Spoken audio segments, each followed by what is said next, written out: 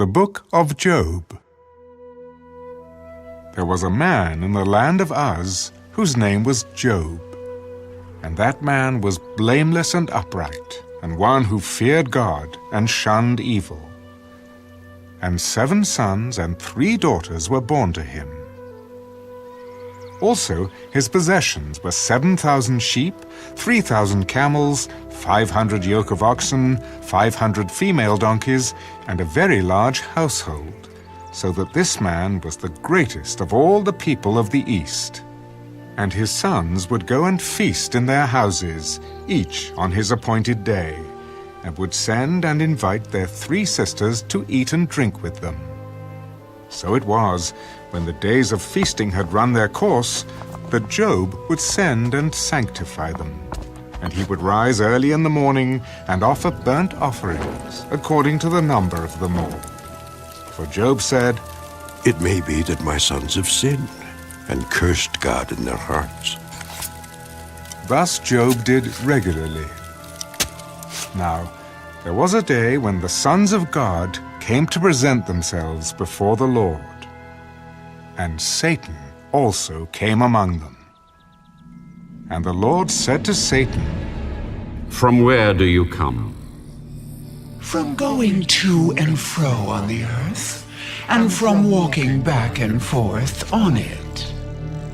Have you considered my servant Job? That there is none like him on the earth, a blameless and upright man, one who fears God and shuns evil. Does Job fear God for nothing? Have you not made a hedge around him, around his household, and around all that he has on every side? You have blessed the work of his hands, and his possessions have increased in the land. But now, stretch out your hand and touch all that he has, and he will surely curse you to your face. Behold, all that he has is in your power. Only do not lay a hand on his person. So Satan went out from the presence of the Lord. Now there was a day when his sons and daughters were eating and drinking wine in their oldest brother's house, and a messenger came to Job.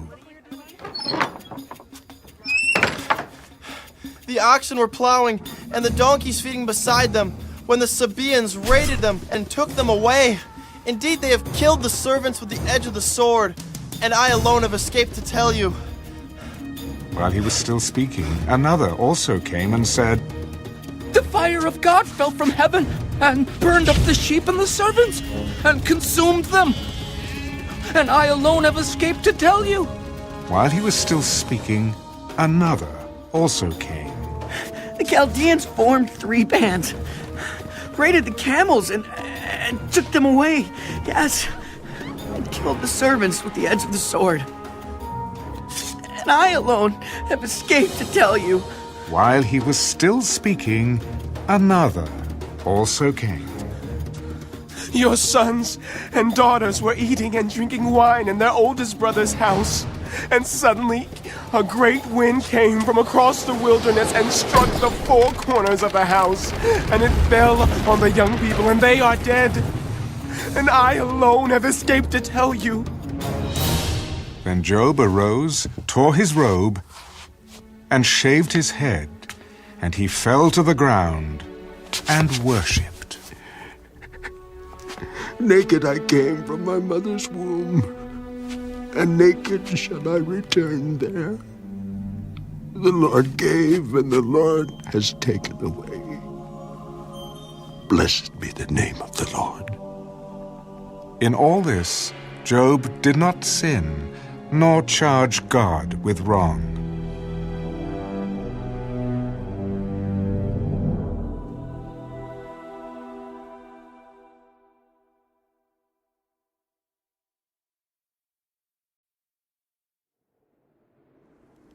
Again, there was a day when the sons of God came to present themselves before the Lord, and Satan came also among them to present himself before the Lord. And the Lord said to Satan, From where do you come? From going to and fro on the earth, and from walking back and forth on it. Have you considered my servant Job? That there is none like him on the earth, a blameless and upright man, one who fears God and shuns evil, and still he holds fast to his integrity. Although you incited me against him to destroy him without cause. Skin for skin. Yes, all that a man has he will give for his life. But stretch out your hand now, and touch his bone and his flesh, and he will surely curse you to your face. Behold, he is in your hand, but spare his life. So Satan went out from the presence of the Lord and struck Job with painful boils from the sole of his foot to the crown of his head. And he took for himself a potsherd with which to scrape himself while he sat in the midst of the ashes. Then his wife said to him, Do you still hold fast to your integrity? Curse God and die. You speak as one of the foolish women speaks. Shall we indeed accept good from God? And shall we not accept adversity? In all this, Job did not sin with his lips. Now, when Job's 3 friends heard of all this adversity that had come upon him, each one came from his own place. Eliphaz the Temanite, Bildad the Shuhite, and Zophar the Naamathite, for they had made an appointment together to come and mourn with him, and to comfort him. And when they raised their eyes from afar, and did not recognize him, they lifted their voices and wept, and each one tore his robe, and sprinkled dust on his head toward heaven. So they sat down with him on the ground 7 days and 7 nights, and no one spoke a word to him, for they saw that his grief was very great.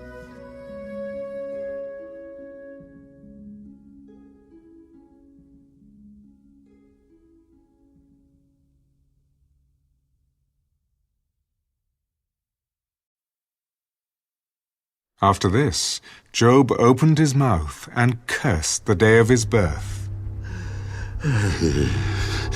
May the day perish on which I was born, and the night in which it was said, a male child is conceived. May that day be darkness. May God above not seek it, nor the light shine upon it. May darkness and the shadow of death claim it. May a cloud settle on it. May the blackness of the day terrify it. As for that night, may darkness seize it. May it not rejoice among the days of the year. May it not come into the number of the months. Oh, may that night be barren. May no joyful shout come into it. May those curse it who curse the day. Those who are ready to arouse Leviathan, may the stars of its morning be dark. May it look for light but have none, and not see the dawning of the day. Because it did not shut up the doors of my mother's womb, nor hide sorrow from my eyes. Why did I not die at birth? Why did I not perish when I came from the womb? Why did the knees receive me, or why the breasts that I should nurse? For now I would have lain still and been quiet. I would have been asleep. Then I would have been at rest with kings and counselors of the earth who built ruins for themselves, or with princes who had gold, who filled their houses with silver. Or why was I not hidden like a stillborn child, like infants who never saw light? There the wicked cease from troubling, and there the weary are at rest. There the prisoners rest together. They do not hear the voice of the oppressor. The small and great are there, and the servant is free from his master. Why is light given to him who is in misery, and life to the bitter of soul who long for death, but it does not come, and search for it more than hidden treasures? who rejoice exceedingly and are glad when they can find the grave? Why is light given to a man whose way is hidden and whom God has hedged in? For my sighing comes before I eat, and my groanings pour out like water. For the thing I greatly feared has come upon me, and what I dreaded has happened to me. I am not at ease, nor am I quiet. I have no rest, for trouble comes.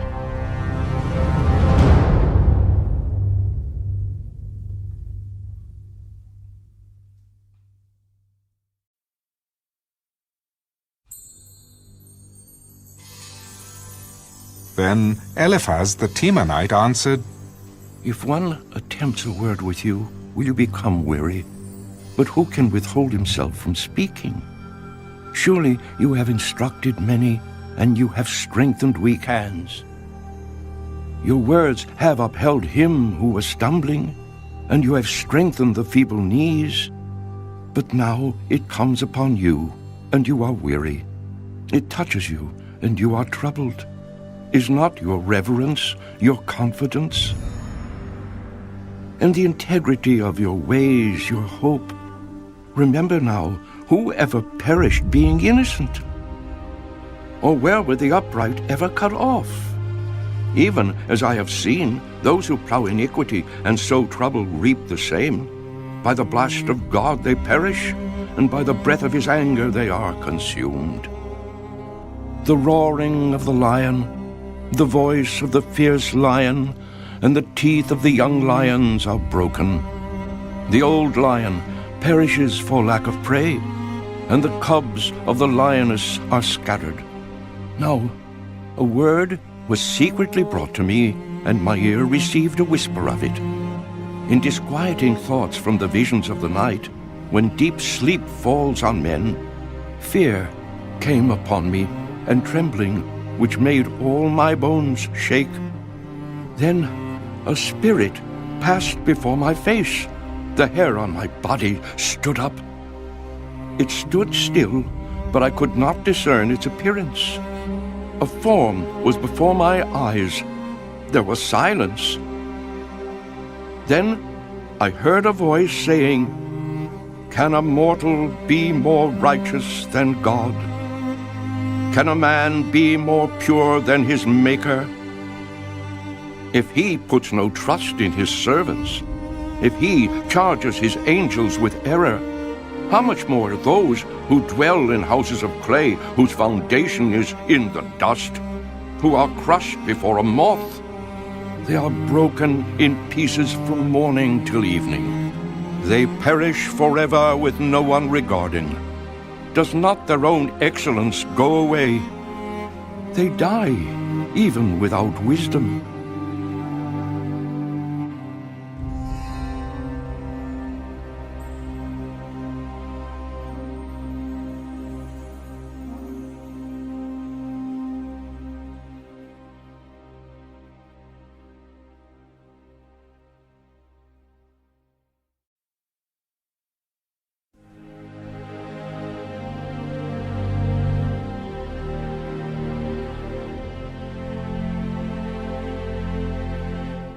Call out now. Is there anyone who will answer you? And to which of the holy ones will you turn? For wrath kills a foolish man, and envy slays a simple one. I have seen the foolish taking root, but suddenly I cursed his dwelling place. His sons are far from safety. They are crushed in the gate, and there is no deliverer. Because the hungry eat up his harvest, taking it even from the thorns, and a snare snatches their substance. For affliction does not come from the dust, nor does trouble spring from the ground. Yet man is born to trouble, as the sparks fly upward. But as for me, I would seek God, and to God I would commit my cause, who does great things and unsearchable, marvelous things without number. He gives rain on the earth and sends waters on the fields. He sets on high those who are lowly, and those who mourn are lifted to safety. He frustrates the devices of the crafty, so that their hands cannot carry out their plans. He catches the wise in their own craftiness, and the counsel of the cunning comes quickly upon them. They meet with darkness in the daytime, and grope at noontime as in the night. But he saves the needy from the sword, from the mouth of the mighty and from their hand. So the poor have hope, and injustice shuts her mouth. Behold, happy is the man whom God corrects. Therefore do not despise the chastening of the Almighty. For he bruises, but he binds up. He wounds, but his hands make whole. He shall deliver you in 6 troubles. Yes, in 7 no evil shall touch you. In famine he shall redeem you from death, and in war from the power of the sword. You shall be hidden from the scourge of the tongue, and you shall not be afraid of destruction when it comes. You shall laugh at destruction and famine, and you shall not be afraid of the beasts of the earth. For you shall have a covenant with the stones of the field, and the beasts of the field shall be at peace with you. You shall know that your tent is in peace. You shall visit your dwelling and find nothing amiss. You shall also know that your descendants shall be many, and your offspring like the grass of the earth. You shall come to the grave at a full age, as a sheaf of grain ripens in its season. Behold, this we have searched out. It is true. Hear it, and know for yourself.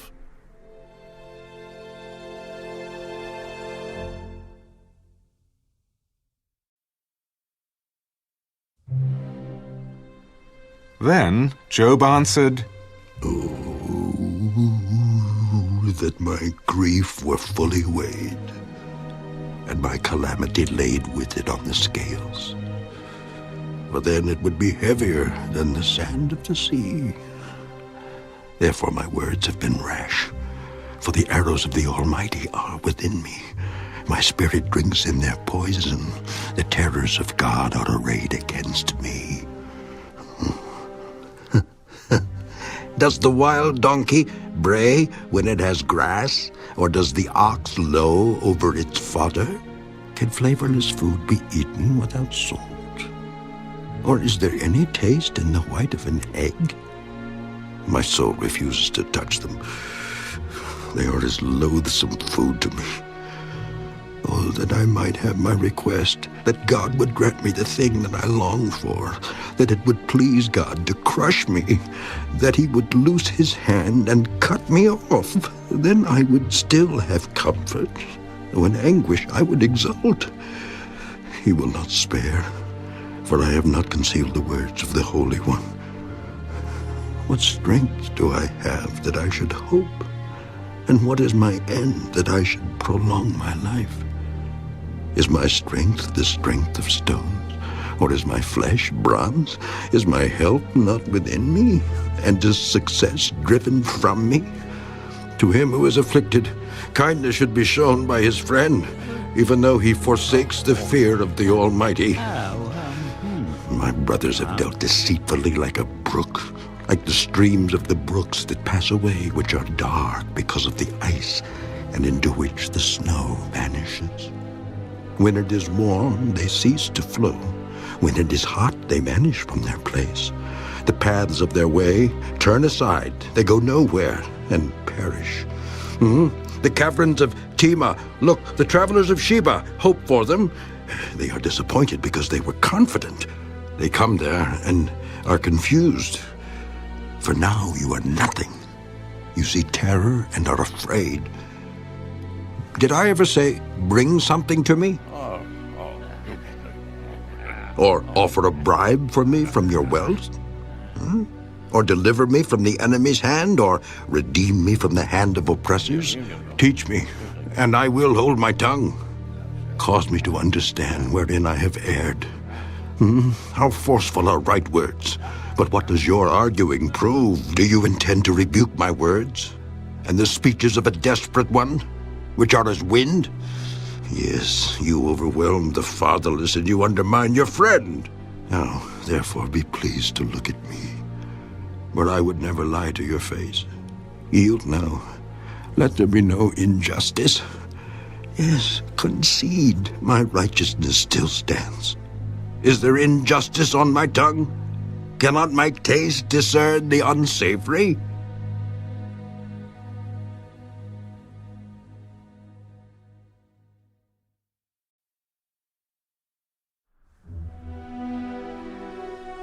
Is there not a time of hard service for man on earth? Are not his days also like the days of a hired man? Like a servant who earnestly desires the shade, and like a hired man who eagerly looks for his wages, so I have been allotted months of futility, and wearisome nights have been appointed to me. When I lie down, I say, when shall I arise, and the night be ended? For I have had my fill of tossing till dawn. My flesh is caked with worms and dust. My skin is cracked and breaks out afresh. My days are swifter than a weaver's shuttle, and are spent without hope. Oh, remember that my life is a breath.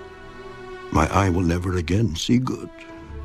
The eye of him who sees me will see me no more.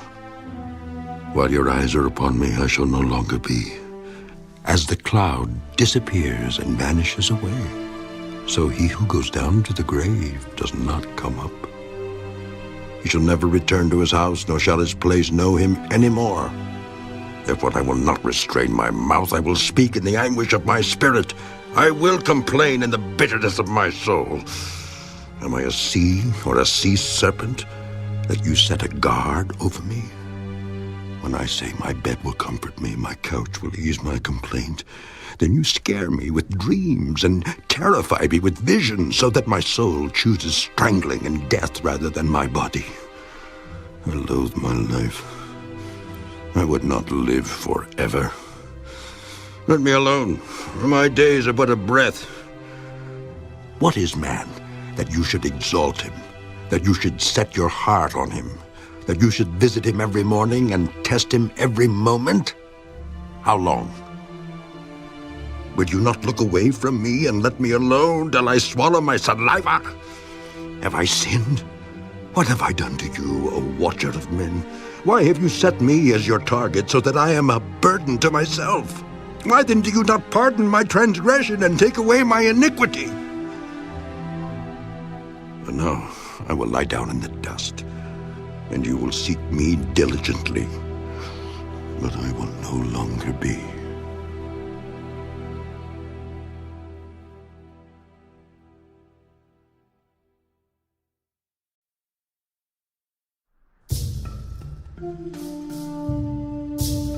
Then Bildad the Shuhite answered, How long will you speak these things, and the words of your mouth be like a strong wind?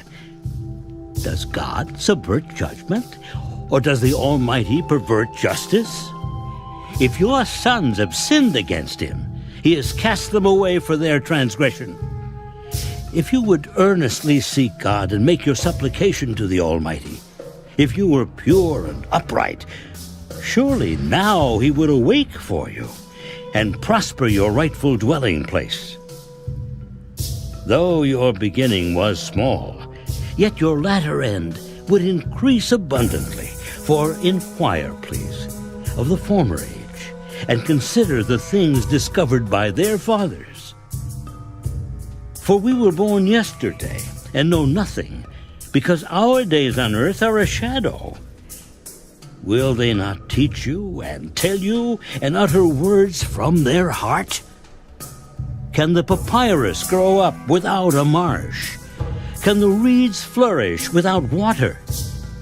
While it is yet green and not cut down, it withers before any other plant. So are the paths of all who forget God, and the hope of the hypocrite shall perish, whose confidence shall be cut off, and whose trust is a spider's web. He leans on his house, but it does not stand. He holds it fast, but it does not endure. He grows green in the sun, and his branches spread out in his garden. His roots wrap around the rock heap and look for a place in the stones. If he is destroyed from his place, then it will deny him, saying, I have not seen you. Behold, this is the joy of his way, and out of the earth others will grow. Behold, God will not cast away the blameless, nor will he uphold the evildoers. He will yet fill your mouth with laughing, and your lips with rejoicing. Those who hate you will be clothed with shame, and the dwelling place of the wicked will come to nothing.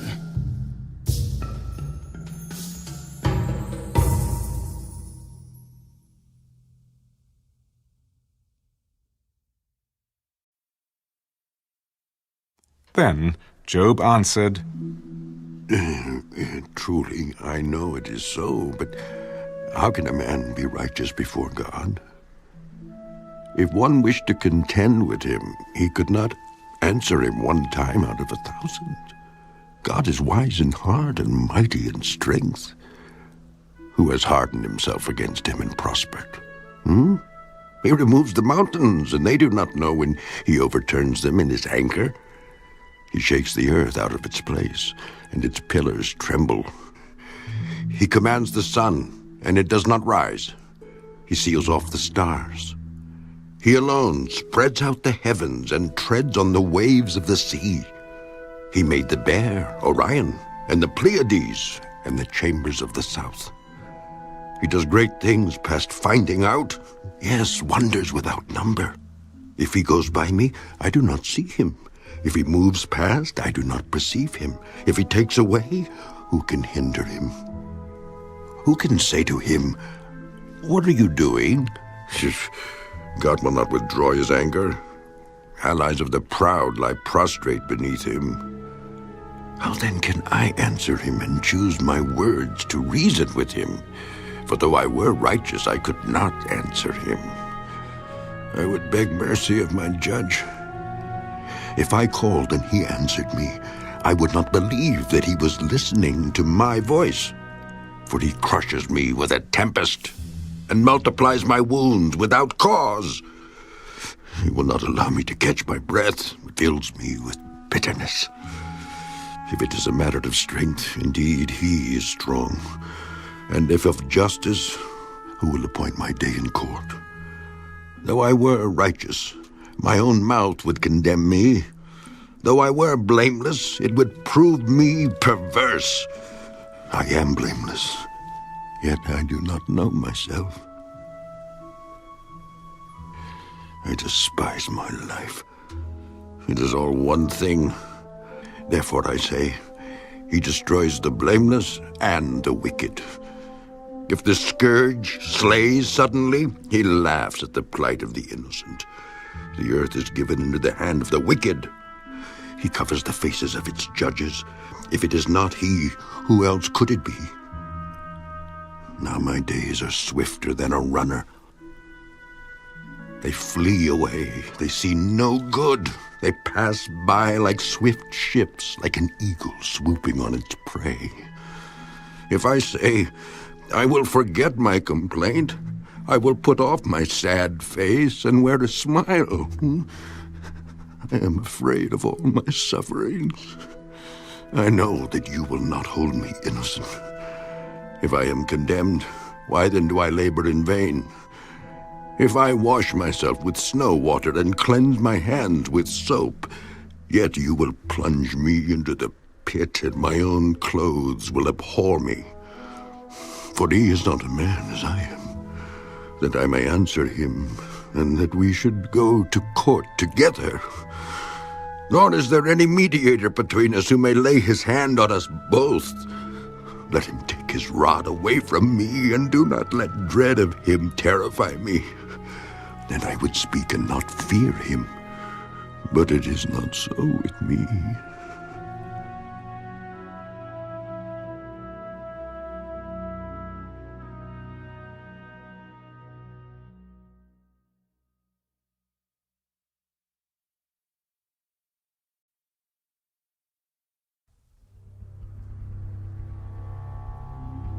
My soul loathes my life.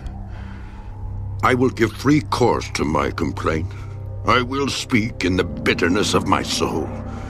I will say to God, do not condemn me. Show me why you contend with me. Does it seem good to you that you should oppress, that you should despise the work of your hands and smile on the counsel of the wicked? Do you have eyes of flesh, or do you see as man sees? Are your days like the days of a mortal man? Are your years like the days of a mighty man? That you should seek for my iniquity and search out my sin, although you know that I am not wicked, and there is no one who can deliver from your hand? Your hands have made me and fashioned me an intricate unity, yet you would destroy me. Remember, I pray, that you have made me like clay, and will you turn me into dust again? Did you not pour me out like milk and curdle me like cheese, clothe me with skin and flesh, and knit me together with bones and sinews? You have granted me life and favor, and your care has preserved my spirit. And these things you have hidden in your heart. I know that this was with you. If I sin, then you mark me and will not acquit me of my iniquity. If I am wicked, woe to me. Even if I am righteous, I cannot lift up my head. I am full of disgrace. See my misery. If my head is exalted, you hurt me like a fierce lion, and again you show yourself awesome against me. You renew your witnesses against me and increase your indignation toward me. Changes and war are ever with me. Why then have you brought me out of the womb? Oh, that I had perished, and no eye had seen me. I would have been as though I had not been. I would have been carried from the womb to the grave.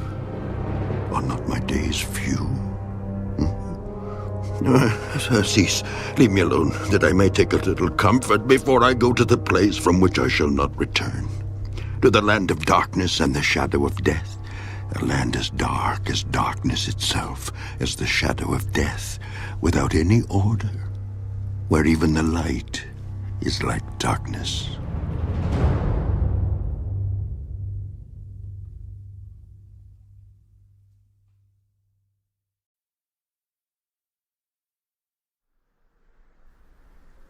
Then Zophar the Naamathite answered, Should not the multitude of words be answered? And should a man full of talk be vindicated? Should your empty talk make men hold their peace? And when you mock, should no one rebuke you? For you have said, My doctrine is pure, and I am clean in your eyes. But oh, that God would speak and open his lips against you, that he would show you the secrets of wisdom, for they would double your prudence. Know therefore that God exacts from you less than your iniquity deserves. Can you search out the deep things of God? Can you find out the limits of the Almighty? They are higher than heaven. What can you do? Deeper than Sheol. What can you know? Their measure is longer than the earth and broader than the sea. If he passes by, imprisons, and gathers to judgment, then who can hinder him? For he knows deceitful men. He sees wickedness also. Will he not then consider it? For an empty-headed man will be wise when a wild donkey's colt is born a man. If you would prepare your heart and stretch out your hands toward him, if iniquity were in your hand, and you put it far away, and would not let wickedness dwell in your tents, then surely you could lift up your face without spot. Yes, you could be steadfast and not fear, because you would forget your misery and remember it as waters that have passed away, and your life would be brighter than noonday. Though you were dark, you would be like the morning, and you would be secure because there is hope. Yes, you would dig around you and take your rest in safety. You would also lie down, and no one would make you afraid. Yes, many would court your favor, but the eyes of the wicked will fail, and they shall not escape. And their hope, loss of life.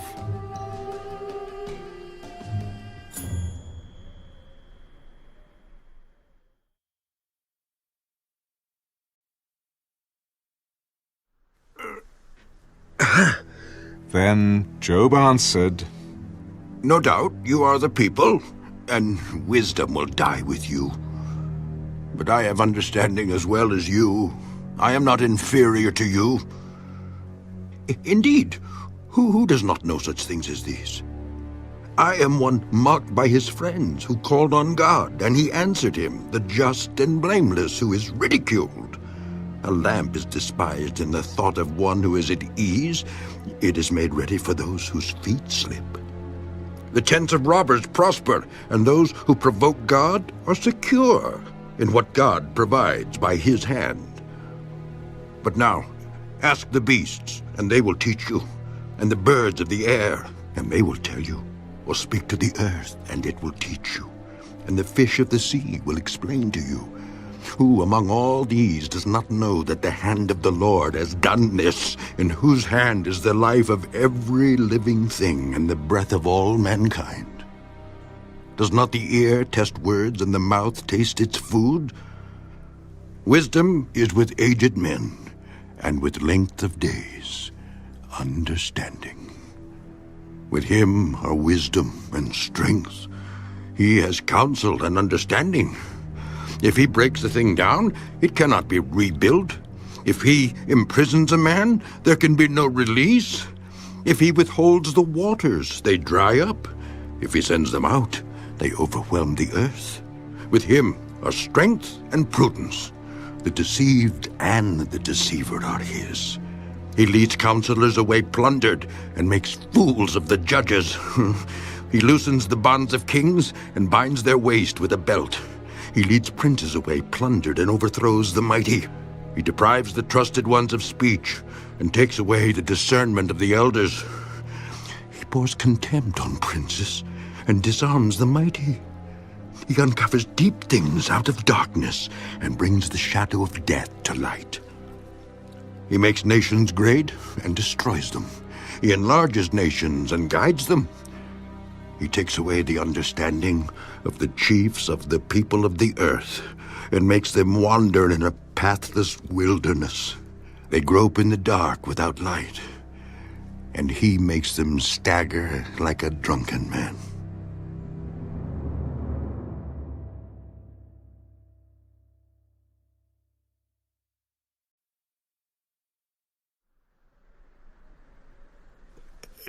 Behold, my eye has seen all this. My ear has heard and understood it.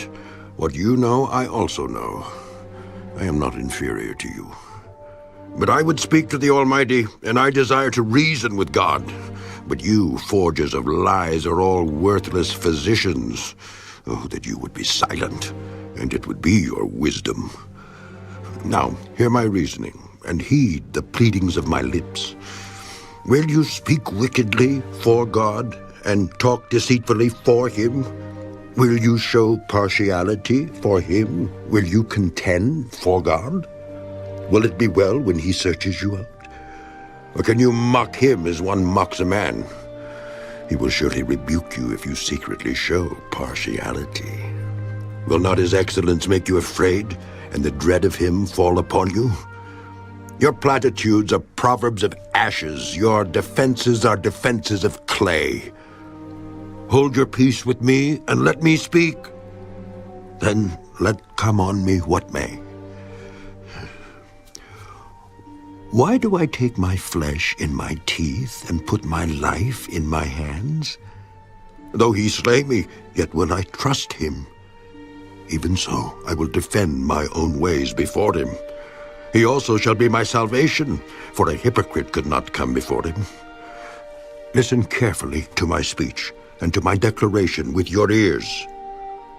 See now, I have prepared my case. I know that I shall be vindicated. Who is he who will contend with me? If now I hold my tongue, I perish. Only two things do not do to me, and I will not hide myself from you.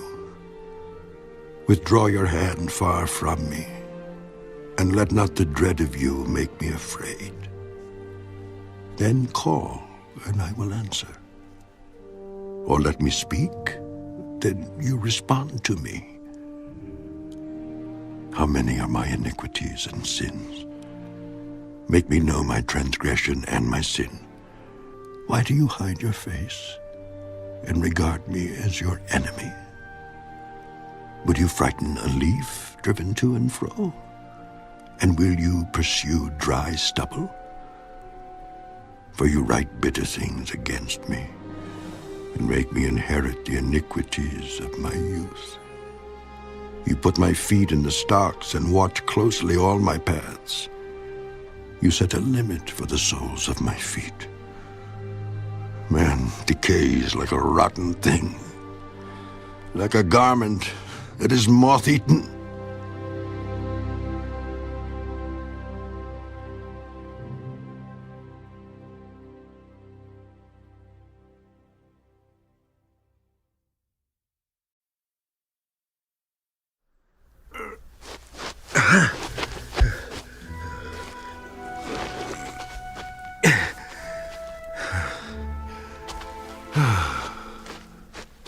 Man who is born of woman is of few days and full of trouble.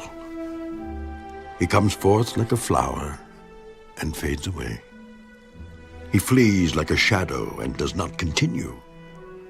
And do you open your eyes on such a one and bring me to judgment with yourself?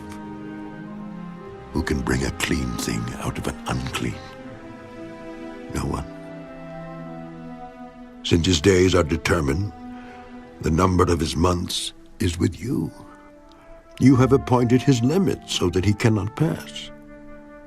Look away from him that he may rest, till like a hired man he finishes his day.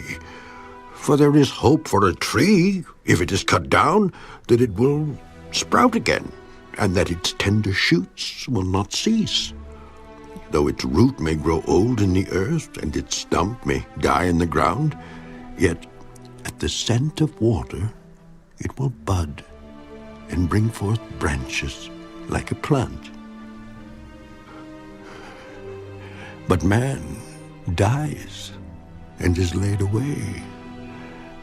Indeed, he breathes his last, and where is he? As water disappears from the sea, and the river becomes parched and dries up, so man lies down and does not rise.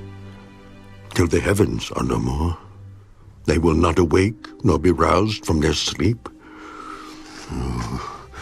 Oh, that you would hide me in the grave, that you would conceal me until your wrath is past, that you would appoint me a set time and remember me.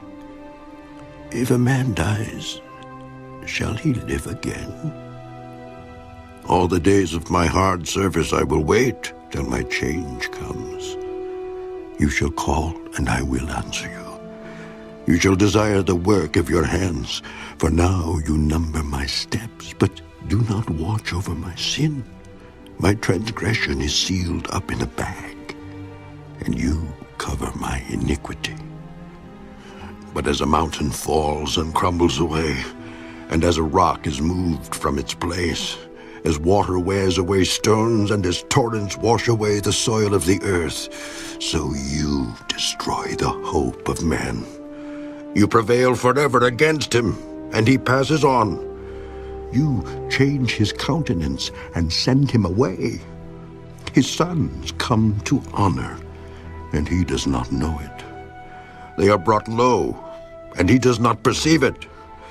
But his flesh will be in pain over it, and his soul will mourn over it.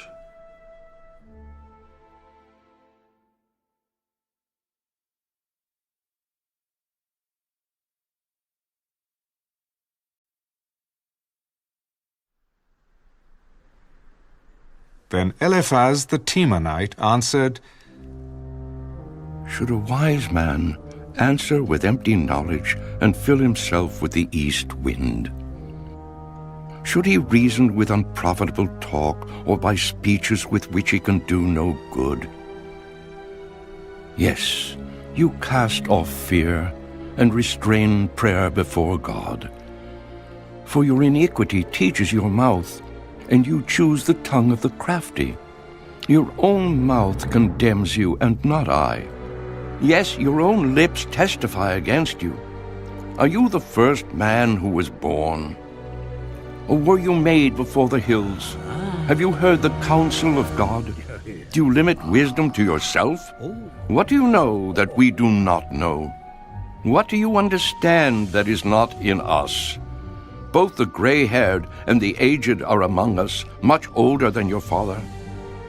Are the consolations of God too small for you, and the words spoken gently with you? Why does your heart carry you away, and what do your eyes wink at, that you turn your spirit against God, and let such words go out of your mouth? What is man that he could be pure? And he who was born of a woman, that he could be righteous? If God puts no trust in his saints, and the heavens are not pure in his sight, how much less man, who is abominable and filthy, who drinks iniquity like water? I will tell you, hear me. What I have seen, I will declare. What wise men have told, not hiding anything received from their fathers, to whom alone the land was given, and no alien passed among them. The wicked man writhes with pain all his days, and the number of years is hidden from the oppressor. Dreadful sounds are in his ears. In prosperity the destroyer comes upon him. He does not believe that he will return from darkness, for a sword is waiting for him. He wanders about for bread, saying, Where is it? He knows that a day of darkness is ready at his hand. Trouble and anguish make him afraid. They overpower him like a king ready for battle. For he stretches out his hand against God, and acts defiantly against the Almighty, running stubbornly against him with his strong embossed shield. Though he has covered his face with his fatness, and made his waist heavy with fat, he dwells in desolate cities, in houses which no one inhabits, which are destined to become ruins. He will not be rich, nor will his wealth continue, nor will his possessions overspread the earth. He will not depart from darkness. The flame will dry out his branches, and by the breath of his mouth he will go away. Let him not trust in futile things, deceiving himself, for futility will be his reward.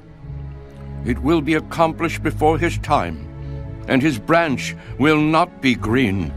He will shake off his unripe grape like a vine, and cast off his blossom like an olive tree. For the company of hypocrites will be barren, and fire will consume the tents of bribery. They conceive trouble and bring forth futility. Their womb prepares deceit.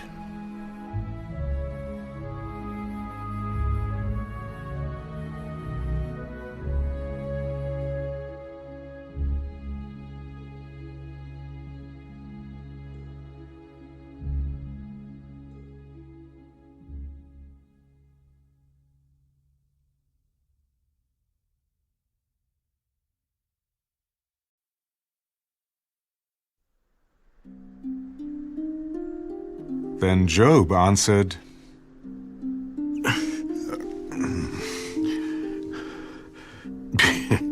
I have heard many such things.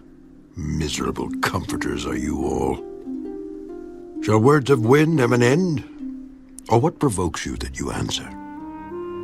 I also could speak as you do, if your soul were in my soul's place. I could heap up words against you and shake my head at you, but I would strengthen you with my mouth, and the comfort of my lips would relieve your grief. Though I speak, my grief is not relieved. And if I remain silent, how am I eased? But now he has worn me out. You have made desolate all my company. You have shriveled me up, and it is a witness against me. My leanness rises up against me and bears witness to my face. He tears me in his wrath and hates me. He gnashes at me with his teeth. My adversary sharpens his gaze on me. They gape at me with their mouth. They strike me reproachfully on the cheek. They gather together against me. God has delivered me to the ungodly and turned me over to the hands of the wicked. I was at ease, but he has shattered me.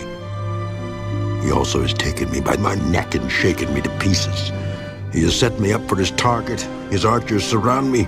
He pierces my heart and does not pity. He pours out my gall on the ground. He breaks me with wound upon wound. He runs at me like a warrior. I have sewn sackcloth over my skin and laid my head in the dust.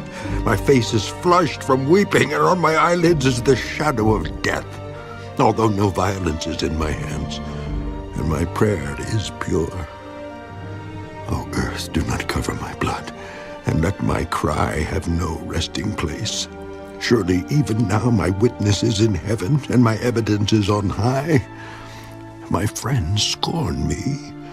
My eyes pour out tears to God. Oh, that one might plead for a man with God, as a man pleads for his neighbor. For when a few years are finished, I shall go the way of no return.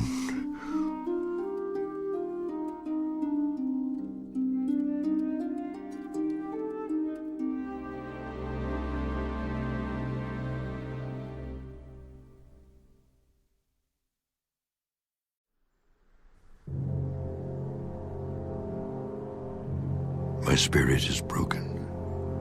My days are extinguished. The grave is ready for me.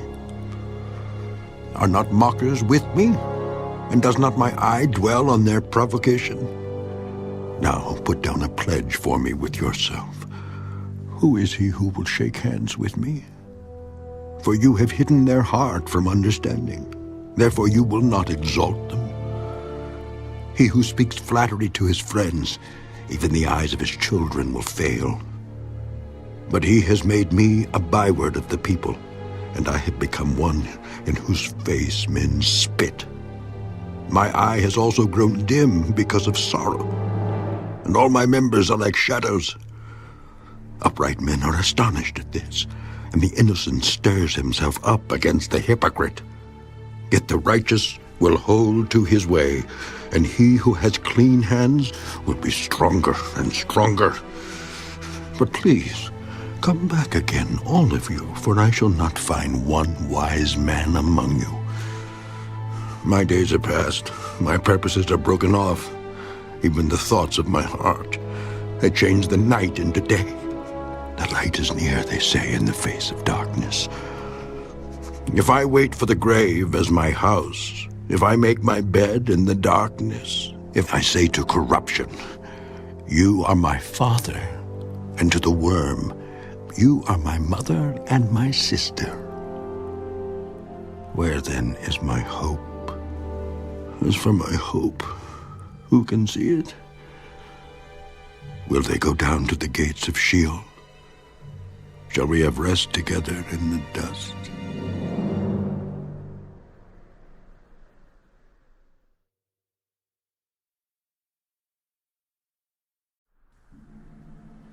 Then Bildad the Shuhite answered, How long till you put an end to words? Gain understanding, and afterward we will speak. Why are we counted as beasts and regarded as stupid in your sight? You who tear yourself in anger, shall the earth be forsaken for you? Or shall the rock be removed from its place? The light of the wicked indeed goes out, and the flame of his fire does not shine. The light is dark in his tent, and his lamp beside him is put out. The steps of his strength are shortened, and his own counsel casts him down. For he is cast into a net by his own feet, and he walks into a snare. The net takes him by the heel, and a snare lays hold of him. A noose is hidden for him on the ground, and a trap for him in the road. Terrors frighten him on every side, and drive him to his feet. His strength is starved, and destruction is ready at his side. It devours patches of his skin. The firstborn of death devours his limbs. He is uprooted from the shelter of his tent, and they parade him before the king of terrors. They dwell in his tent who are none of his. Brimstone is scattered on his dwelling.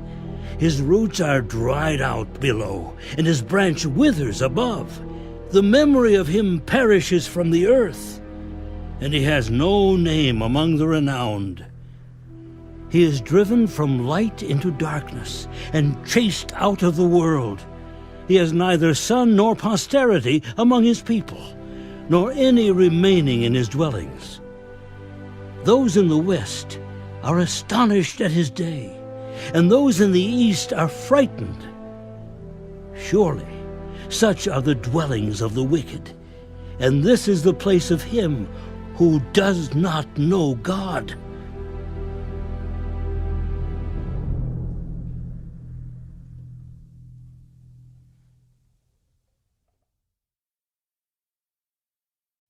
Then Job answered, How long will you torment my soul and break me in pieces with words?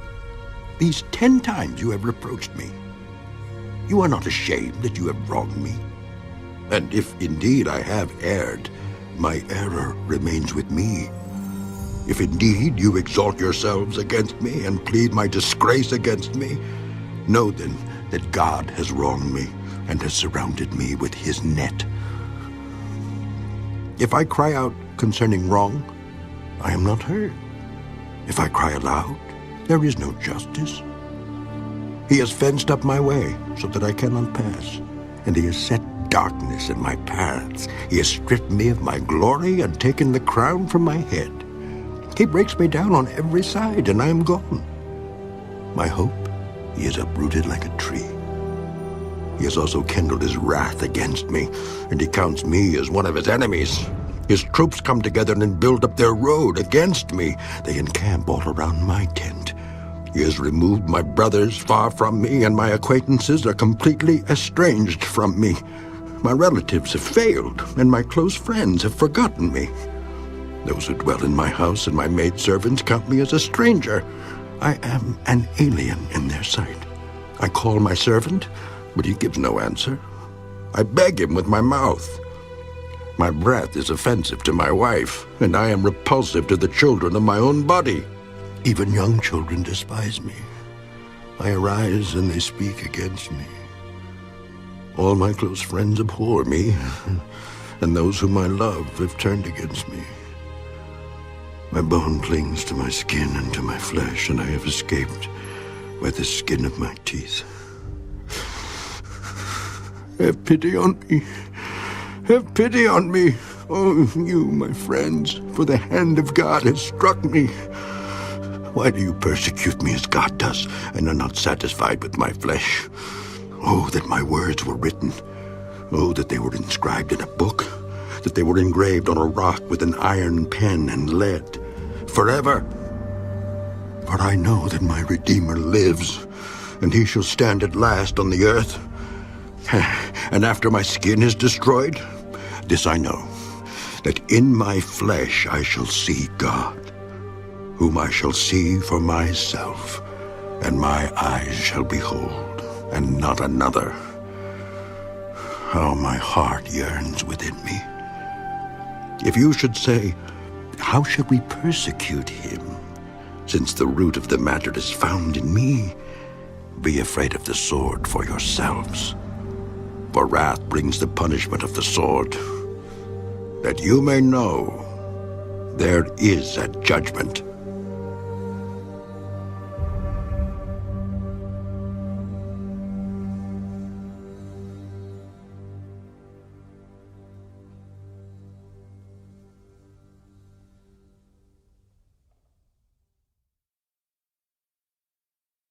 Then Zophar the Naamathite answered, Therefore, my anxious thoughts make me answer, because of the turmoil within me. I have heard the rebuke that reproaches me, and the spirit of my understanding causes me to answer. Do you not know this of old, since man was placed on earth, that the triumphing of the wicked is short, and the joy of the hypocrite is but for a moment?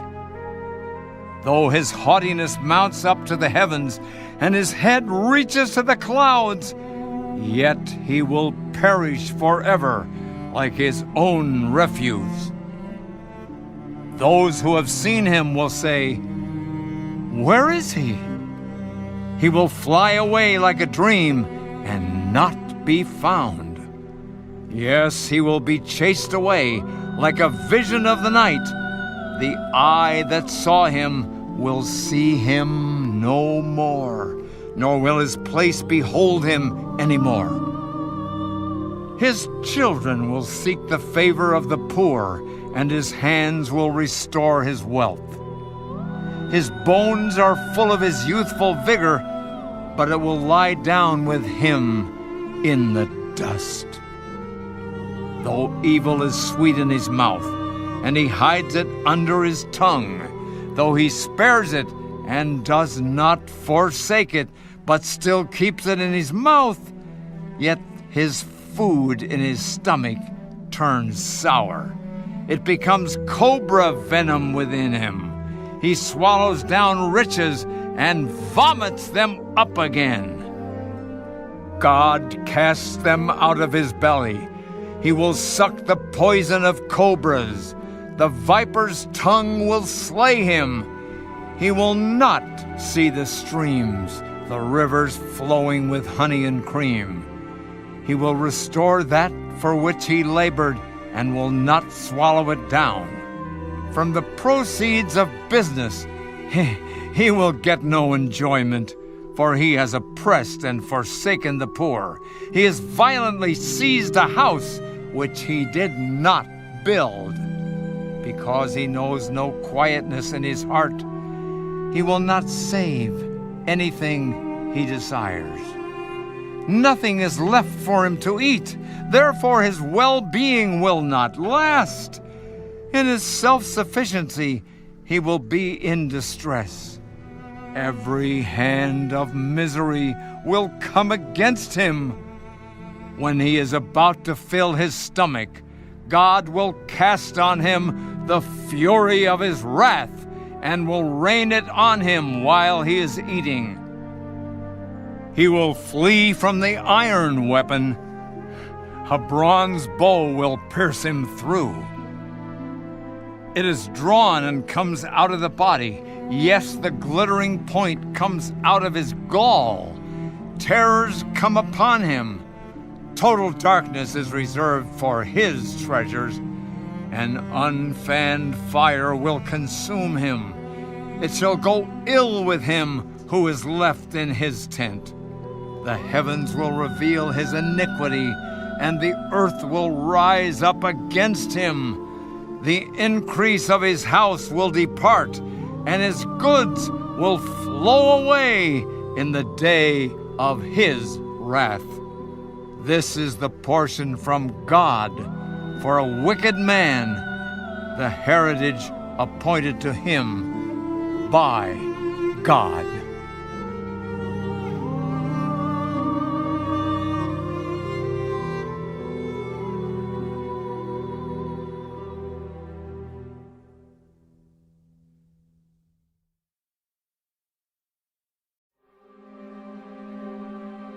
Then Job answered, Listen carefully to my speech, and let this be your consolation. Bear with me that I may speak, and after I have spoken, keep mocking. As for me, is my complaint against man? And if it were, why should I not be impatient? Look at me and be astonished. Put your hand over your mouth. Even when I remember, I am terrified, and trembling takes hold of my flesh. Why do the wicked live and become old? Yes, become mighty in power. Their descendants are established with them in their sight, and their offspring before their eyes. Their houses are safe from fear, neither is the rod of God upon them. Their bull breeds without failure, their cow calves without miscarriage. They send forth their little ones like a flock, and their children dance. They sing to the tambourine and harp, and rejoice to the sound of the flute. They spend their days in wealth, and in a moment go down to the grave. Yet they say to God, "Depart from us, for we do not desire the knowledge of your ways. Who is the Almighty that we should serve him? And what profit do we have if we pray to him?" Indeed, their prosperity is not in their hand. The counsel of the wicked is far from me. How often is the lamp of the wicked put out? How often does their destruction come upon them? The sorrows God distributes in his anger. They are like straw before the wind, and like chaff that a storm carries away. They say, "God lays up one's iniquity for his children. Let him recompense him, that he may know it. Let his eyes see his destruction, and let him drink of the wrath of the Almighty. For what does he care about his household after him, when the number of his months is cut in half?"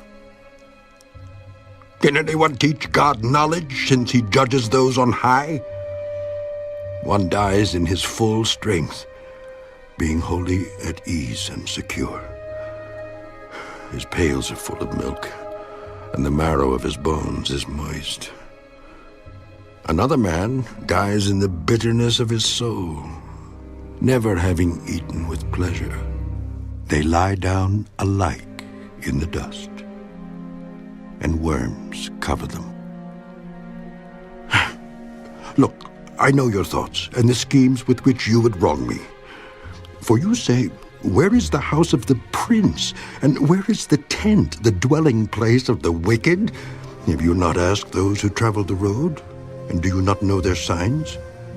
For the wicked are reserved for the day of doom. They shall be brought out on the day of wrath. Who condemns his way to his face? And who repays him for what he has done? Yet he shall be brought to the grave, and a vigil kept over the tomb. The clods of the valley shall be sweet to him. Everyone shall follow him, as countless have gone before him. How then can you comfort me with empty words, since falsehood remains in your answers?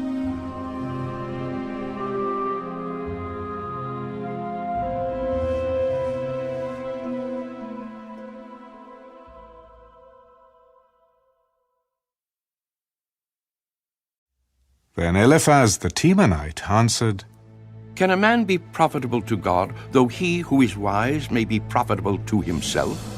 Is it any pleasure to the Almighty that you are righteous?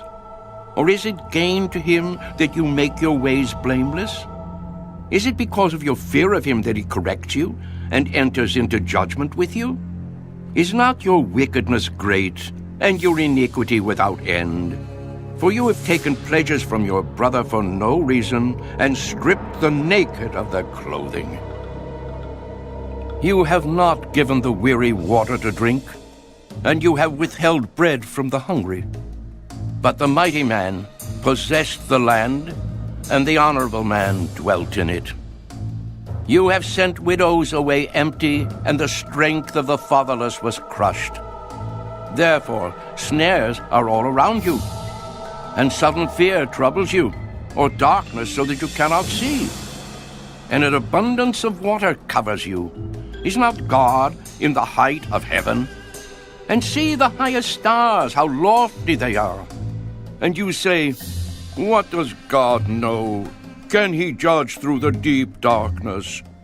Thick clouds cover him, so that he cannot see, and he walks above the circle of heaven. Will you keep to the old way which wicked men have trod, who were cut down before their time, whose foundations were swept away by a flood? They said to God, Depart from us. What can the Almighty do to them? Yet he filled their houses with good things, but the counsel of the wicked is far from me. The righteous see it and are glad, and the innocent laugh at them.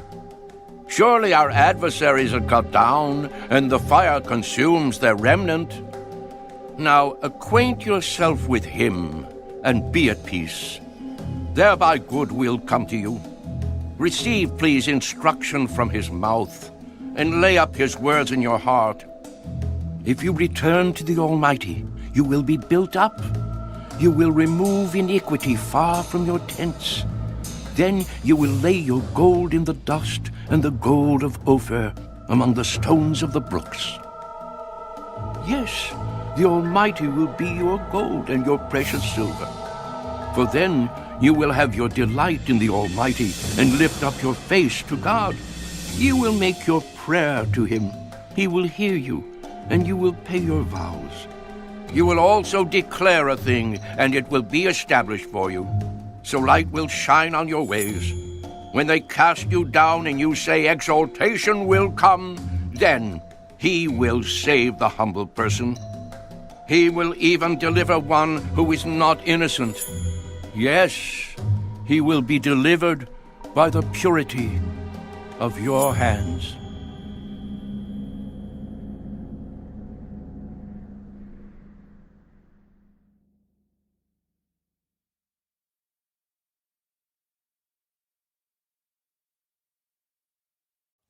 Then Job answered,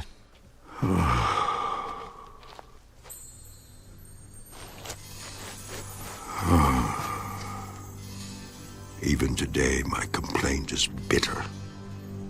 My hand is listless because of my groaning. Oh, that I knew where I might find him, that I might come to his seat. I would present my case before him and fill my mouth with arguments. I would know the words which he would answer me, and understand what he would say to me. Would he contend with me in his great power? No. But he would take note of me. There the upright could reason with him, and I would be delivered forever from my judge. Look, I go forward, but he is not there, and backward, but I cannot perceive him. When he works on the left hand, I cannot behold him. When he turns to the right hand, I cannot see him. But he knows the way that I take. When he has tested me, I shall come forth as gold. My foot is held fast to his steps. I have kept his way and not turned aside. I have not departed from the commandment of his lips. I have treasured the words of his mouth more than my necessary food. But he is unique, and who can make him change? And whatever his soul desires, that he does. For he performs what is appointed for me, and many such things are with him. Therefore, I am terrified at his presence. When I consider this, I am afraid of him. For God made my heart weak, and the Almighty terrifies me. Because I was not cut off from the presence of darkness, and he did not hide deep darkness from my face.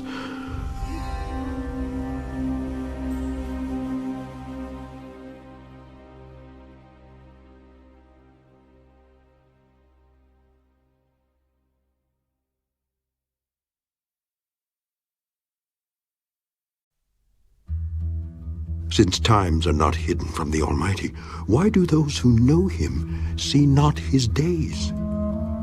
Some remove landmarks. They seize flocks violently and feed on them. They drive away the donkey of the fatherless. They take the widow's ox as a pledge. They push the needy off the road. All the poor of the land are forced to hide. Indeed, like wild donkeys in the desert, they go out to their work searching for food.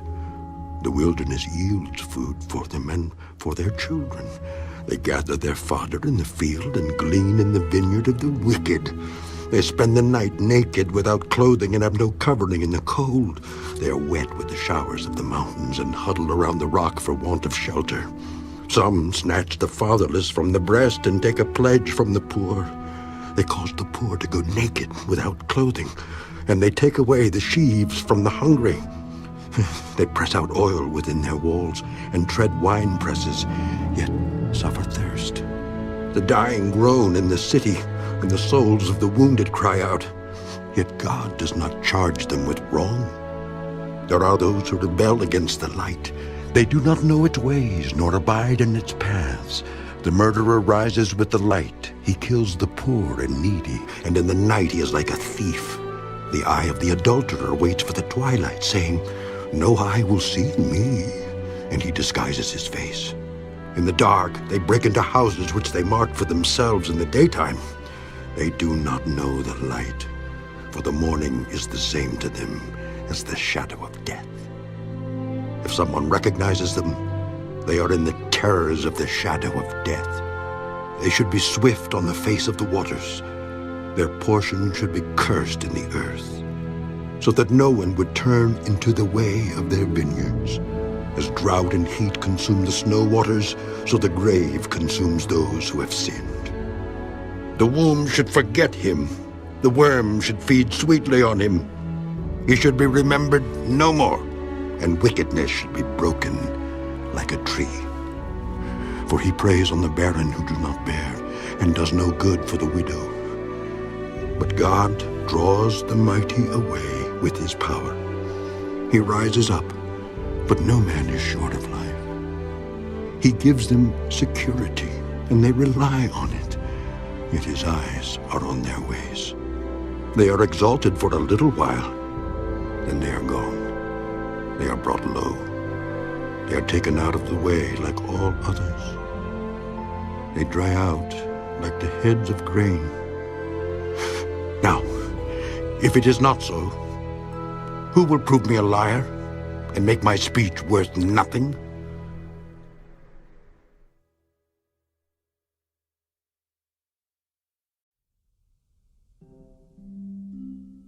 Then Bildad the Shuhite answered, Dominion and fear belong to him. He makes peace in his high places. Is there any number to his armies? Upon whom does his light not rise? How then can man be righteous before God? Or how can he be pure who is born of a woman? If even the moon does not shine, and the stars are not pure in his sight, how much less man who is a maggot, and a son of man who is a worm?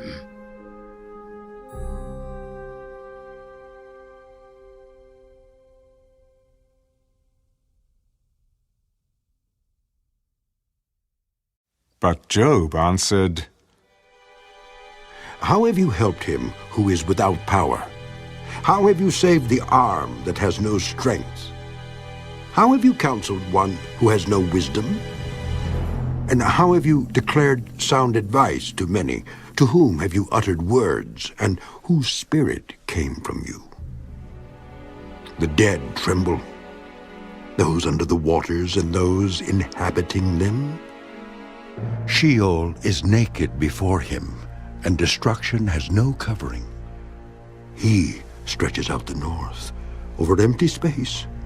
He hangs the earth on nothing. He binds up the water in his thick clouds, yet the clouds are not broken under it. He covers the face of his throne and spreads his cloud over it. He drew a circular horizon on the face of the waters, at the boundary of light and darkness. The pillars of heaven tremble and are astonished at his rebuke. He stirs up the sea with his power, and by his understanding he breaks up the storm. By his spirit he adorned the heavens. His hand pierced the fleeing serpent.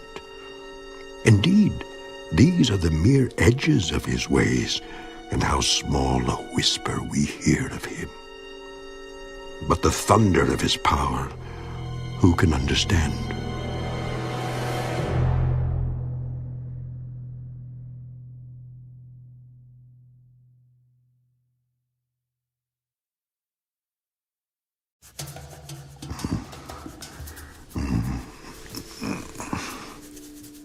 As God lives, who has taken away my justice, and the Almighty, who has made my soul bitter, as long as my breath is in me and the breath of God is in my nostrils, my lips will not speak wickedness, nor my tongue utter deceit. Far be it from me that I should say you are right. Till I die, I will not put away my integrity from me. My righteousness I hold fast, and will not let it go. My heart shall not reproach me as long as I live. May my enemy be like the wicked, and he who rises up against me like the unrighteous. For what is the hope of the hypocrite, though he may gain much if God takes away his life? Will God hear his cry when trouble comes upon him? Will he delight himself in the Almighty? Will he always call on God? I will teach you about the hand of God. What is with the Almighty, I will not conceal. Surely all of you have seen it. Why then do you behave with complete nonsense? This is the portion of a wicked man with God, and the heritage of oppressors received from the Almighty. If his children are multiplied, it is for the sword, and his offspring shall not be satisfied with bread. Those who survive him shall be buried in death, and their widows shall not weep, though he heaps up silver like dust and piles up clothing like clay. He may pile it up, but the just will wear it, and the innocent will divide the silver. He builds his house like a moth, like a booth which a watchman makes. The rich man will lie down, but not be gathered up. He opens his eyes, and he is no more. Terrors overtake him like a flood. A tempest steals him away in the night. The east wind carries him away, and he is gone. It sweeps him out of his place. It hurls against him and does not spare. He flees desperately from its power. Men shall clap their hands at him, and shall hiss him out of his place.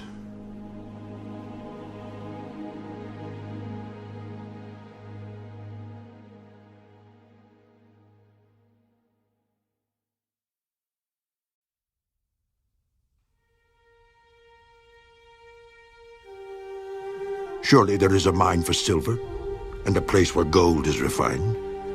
Iron is taken from the earth, and copper is smelted from ore. Man puts an end to darkness, and searches every recess for ore in the darkness and the shadow of death. He breaks open a shaft away from people. In places forgotten by feet, they hang far away from men. They swing to and fro.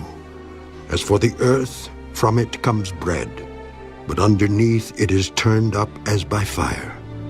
Its stones are the source of sapphires, and it contains gold dust. That path no bird knows, nor has the falcon's eye seen it.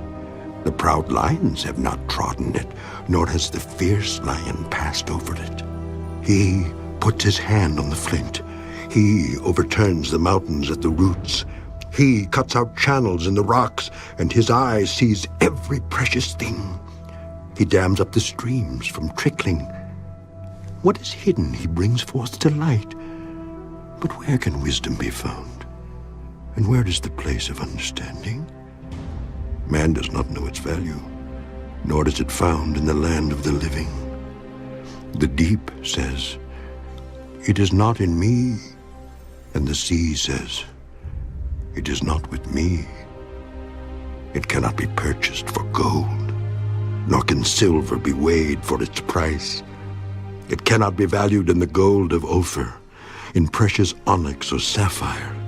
Neither gold nor crystal can equal it, nor can it be exchanged for jewelry of fine gold.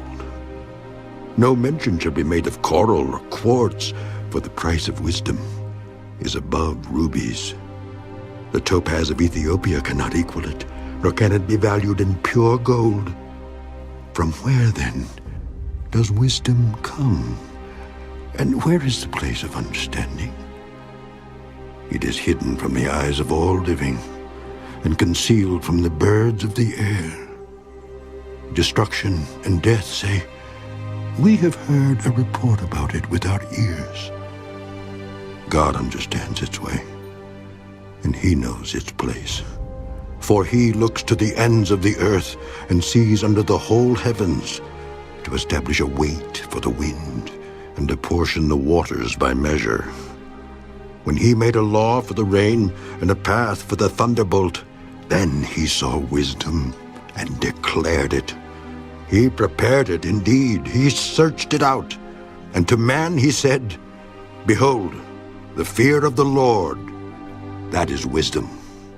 And to depart from evil is understanding.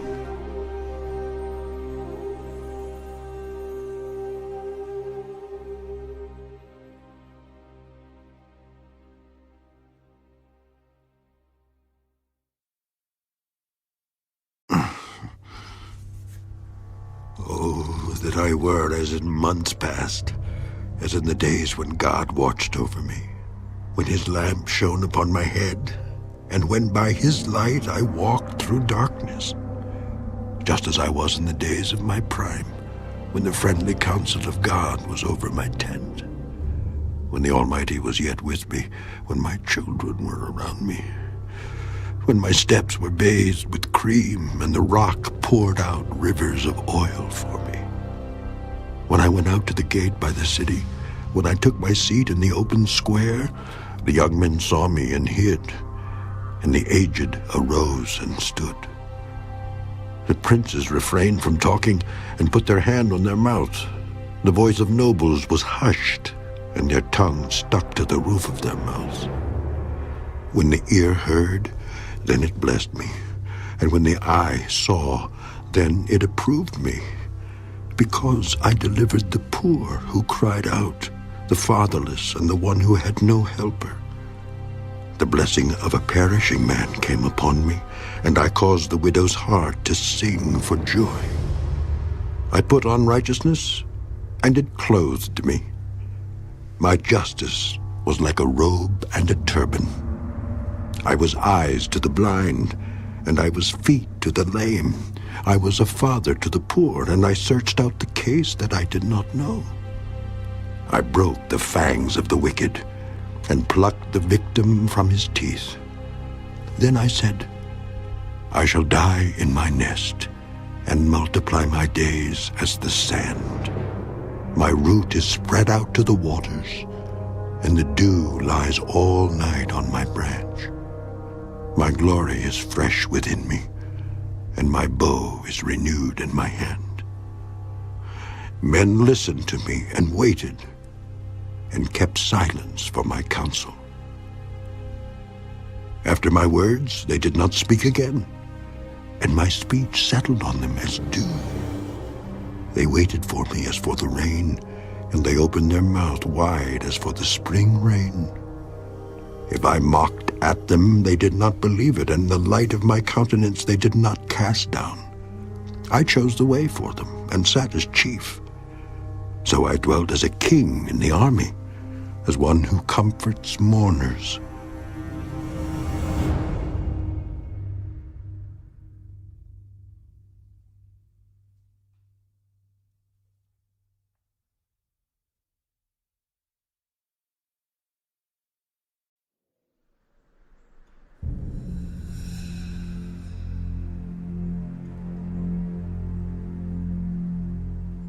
But now they mock at me, men younger than I, whose fathers I disdain to put with the dogs of my flock.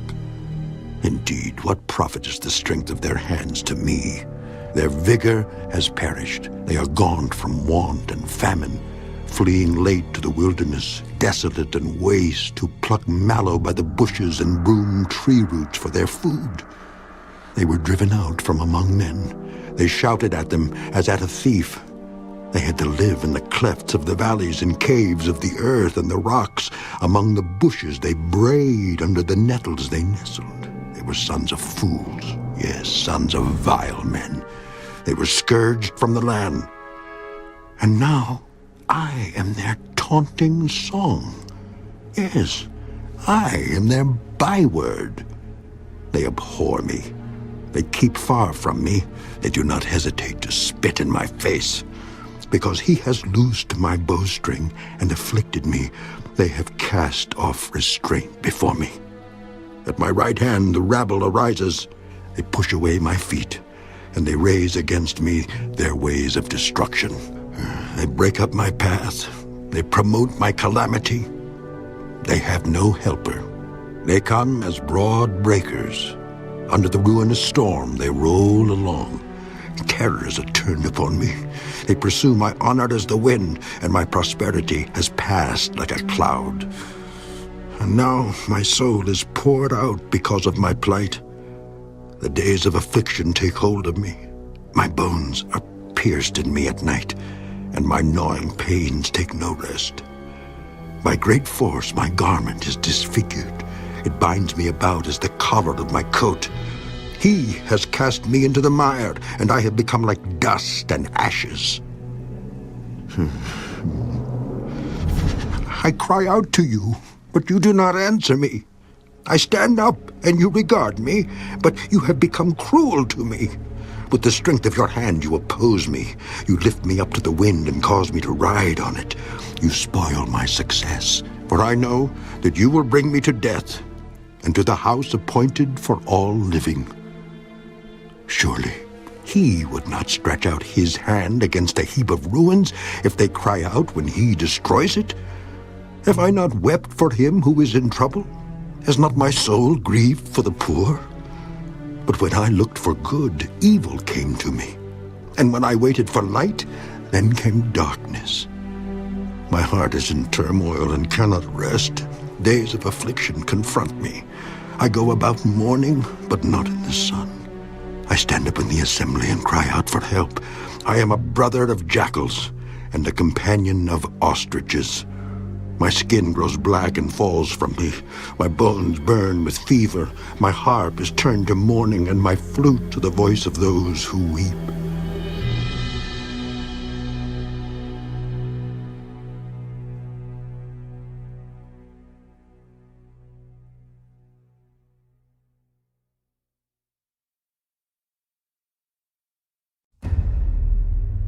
I have made a covenant with my eyes. Why then should I look upon a young woman? For what is the allotment of God from above, and the inheritance of the Almighty from on high? Is it not destruction for the wicked, and disaster for the workers of iniquity?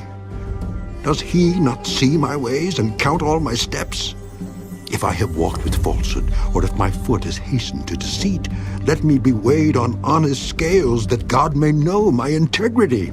If my step is turned from the way, or my heart walked after my eyes, or if any spot adheres to my hands, then let me sow and another eat. Yes, let my harvest be rooted out. If my heart has been enticed by a woman, or if I have lurked at my neighbor's door, then let my wife grind for another, and let others bow down over her, for that would be wickedness. Yes, it would be iniquity deserving of judgment, for that would be a fire that consumes to destruction, and would root out all my increase. If I have despised the cause of my male or female servant when they complained against me, what then shall I do when God rises up? When he punishes, how shall I answer him? Did not he who made me in the womb make them? Did not the same one fashion us in the womb? If I have kept the poor from their desire, or caused the eyes of the widow to fail, or eaten my morsel by myself, so that the fatherless could not eat of it, but from my youth I reared him as a father, and from my mother's womb I guided the widow. If I have seen anyone perish for lack of clothing, or any poor man without covering, if his heart has not blessed me, and if he was not warmed with the fleece of my sheep, if I have raised my hand against the fatherless when I saw I had help in the gate, then let my arm fall from my shoulder. Let my arm be torn from the socket. For destruction from God is a terror to me, and because of his magnificence, I cannot endure. If I have made gold my hope, or said to find gold, you are my confidence. If I have rejoiced because my wealth was great and because my hand had gained much? If I have observed the sun when it shines, or the moon moving in brightness, so that my heart has been secretly enticed and my mouth has kissed my hand, this also would be an iniquity deserving of judgment, for I would have denied God who is above. If I have rejoiced at the destruction of him who hated me, or lifted myself up when evil found him, indeed I have not allowed my mouth to sin by asking for a curse on his soul. If the men of my tent have not said, "Who is there that has not been satisfied with his meat?" But no sojourner had to lodge in the street, for I have opened my doors to the traveler. If I have covered my transgressions as Adam by hiding my iniquity in my bosom, because I feared the great multitude and dreaded the contempt of families, so that I kept silence and did not go out of the door, oh, that I had one to hear me. Here is my mark. Oh, that the Almighty would answer me, that my prosecutor had written a book. Surely I would carry it on my shoulder and bind it on me like a crown. I would declare to him the number of my steps. Like a prince I would approach him. If my land cries out against me and its furrows weep together, if I have eaten its fruit without money or caused its owners to lose their lives, then let thistles grow instead of wheat and weeds instead of barley. The words of Job are ended.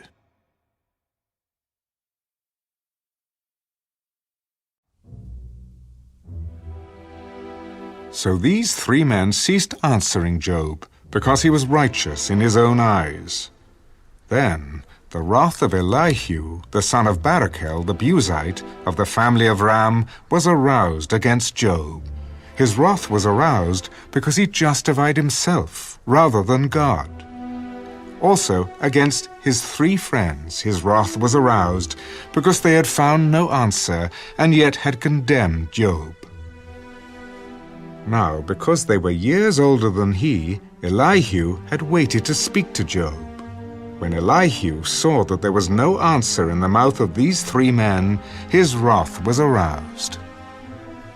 So Elihu, the son of Barachel the Buzite, answered, I am young in years, and you are very old. Therefore I was afraid and dared not declare my opinion to you. I said, age should speak, and multitude of years should teach wisdom. But there is a spirit in man, and the breath of the Almighty gives him understanding. Great men are not always wise, nor do the aged always understand justice. Therefore I say, listen to me, I also will declare my opinion. Indeed, I waited for your words. I listened to your reasonings while you searched out what to say. I paid close attention to you. And surely, not one of you convinced Job or answered his words. Lest you say, we have found wisdom. God will vanquish him, not man. Now, he has not directed his words against me, so I will not answer him with your words. They are dismayed and answer no more. Words escape them. And I have waited because they did not speak, because they stood still and answered no more. I also will answer my part. I too will declare my opinion, for I am full of words. The spirit within me compels me. Indeed, my belly is like wine that has no vent. It is ready to burst like new wineskins. I will speak that I may find relief. I must open my lips and answer. And let me not, I pray, show partiality to anyone, nor let me flatter any man. For I do not know how to flatter, else my Maker would soon take me away.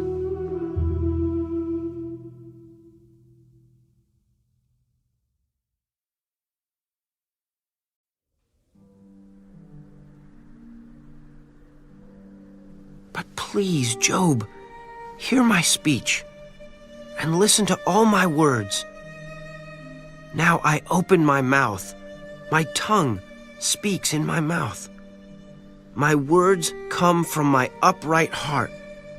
My lips utter pure knowledge. The Spirit of God has made me, and the breath of the Almighty gives me life. If you can answer me, set your words in order before me. Take your stand. Truly, I am as your spokesman before God. I also have been formed out of clay. Surely no fear of me will terrify you, nor will my hand be heavy on you. Surely you have spoken in my hearing, and I have heard the sound of your words, saying, I am pure, without transgression. I am innocent, and there is no iniquity in me. Yet he finds occasions against me. He counts me as his enemy. He puts my feet in the stocks. He watches all my paths. Look, in this you are not righteous. I will answer you, for God is greater than man. Why do you contend with him? For he does not give an accounting of any of his words. For God may speak in one way or in another, yet man does not perceive it. In a dream, in a vision of the night, when deep sleep falls upon men while slumbering on their beds, then he opens the ears of men and seals their instruction. In order to turn man from his deed and conceal pride from man, he keeps back his soul from the pit and his life from perishing by the sword. Man is also chastened with pain on his bed and with strong pain in many of his bones, so that his life abhors bread and his soul succulent food. His flesh wastes away from sight, and his bones stick out, which once were not seen. Yes, his soul draws near the pit, and his life to the executioners. If there is a messenger for him, a mediator, one among 1,000 to show man his uprightness, then he is gracious to him and says, deliver him from going down to the pit. I have found a ransom. His flesh shall be young like a child's. He shall return to the days of his youth. He shall pray to God, and he will delight in him. He shall see his face with joy, for he restores to man his righteousness. Then he looks at men and says, I have sinned and perverted what was right, and it did not profit me. He will redeem his soul from going down to the pit, and his life shall see the light. Behold, God works all these things, twice, in fact 3 times with a man, to bring back his soul from the pit, that he may be enlightened with the light of life. Give ear, Job. Listen to me. Hold your peace, and I will speak. If you have anything to say, answer me. Speak, for I desire to justify you. If not, listen to me. Hold your peace, and I will teach you wisdom.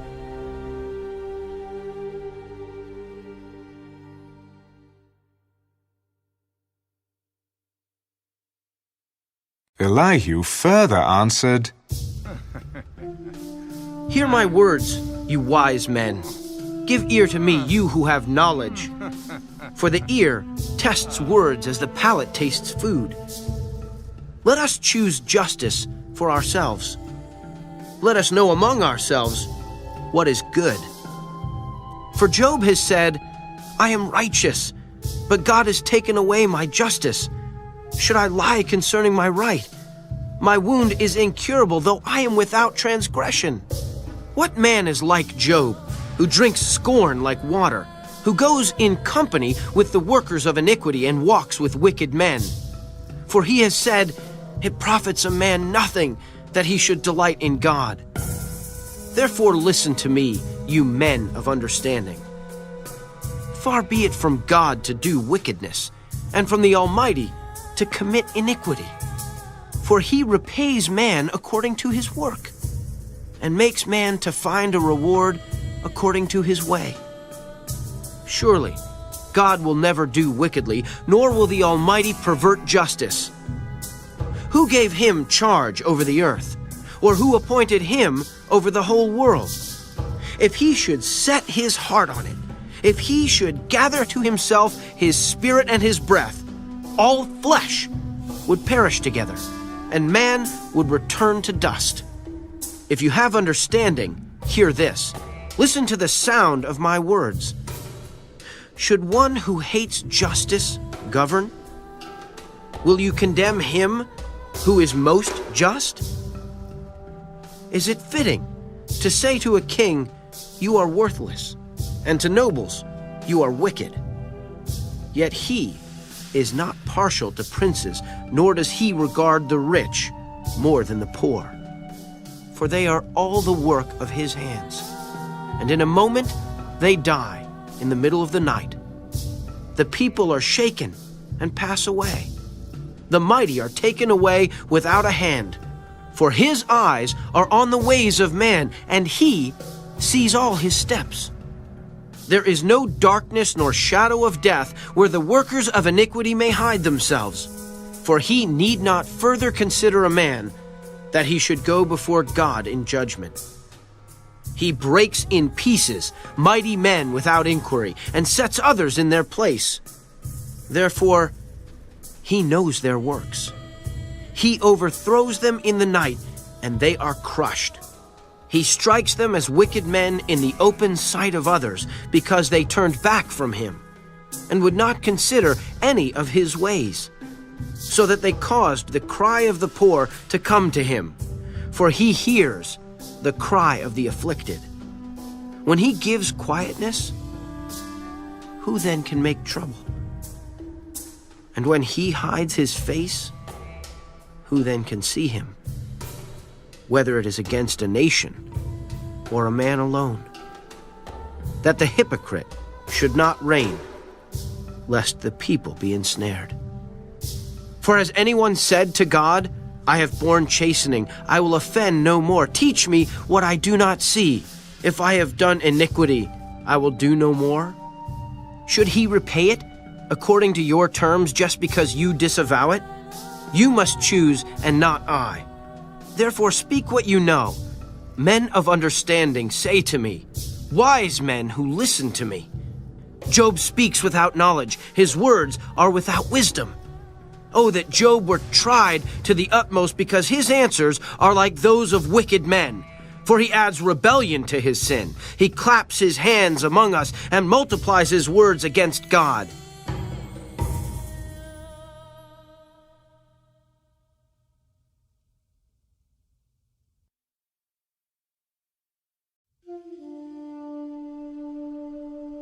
Do you think this is right?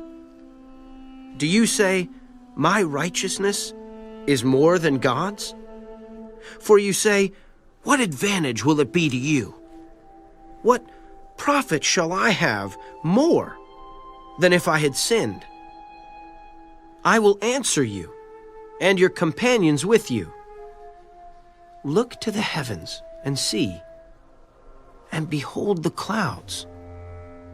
They are higher than you.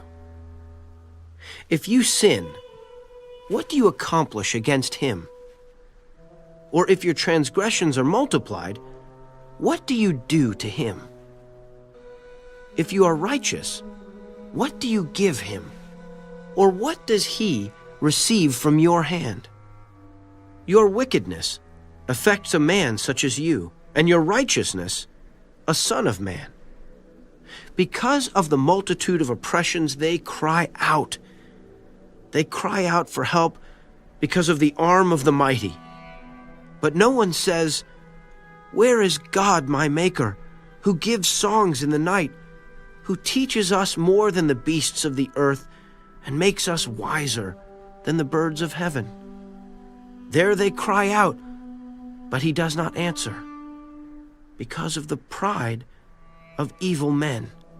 Surely God will not listen to empty talk, nor will the Almighty regard it. Although you say you do not see him, yet justice is before him, and you must wait for him. And now, because he has not punished in his anger, nor taken much notice of folly, therefore Job opens his mouth in vain. He multiplies words without knowledge.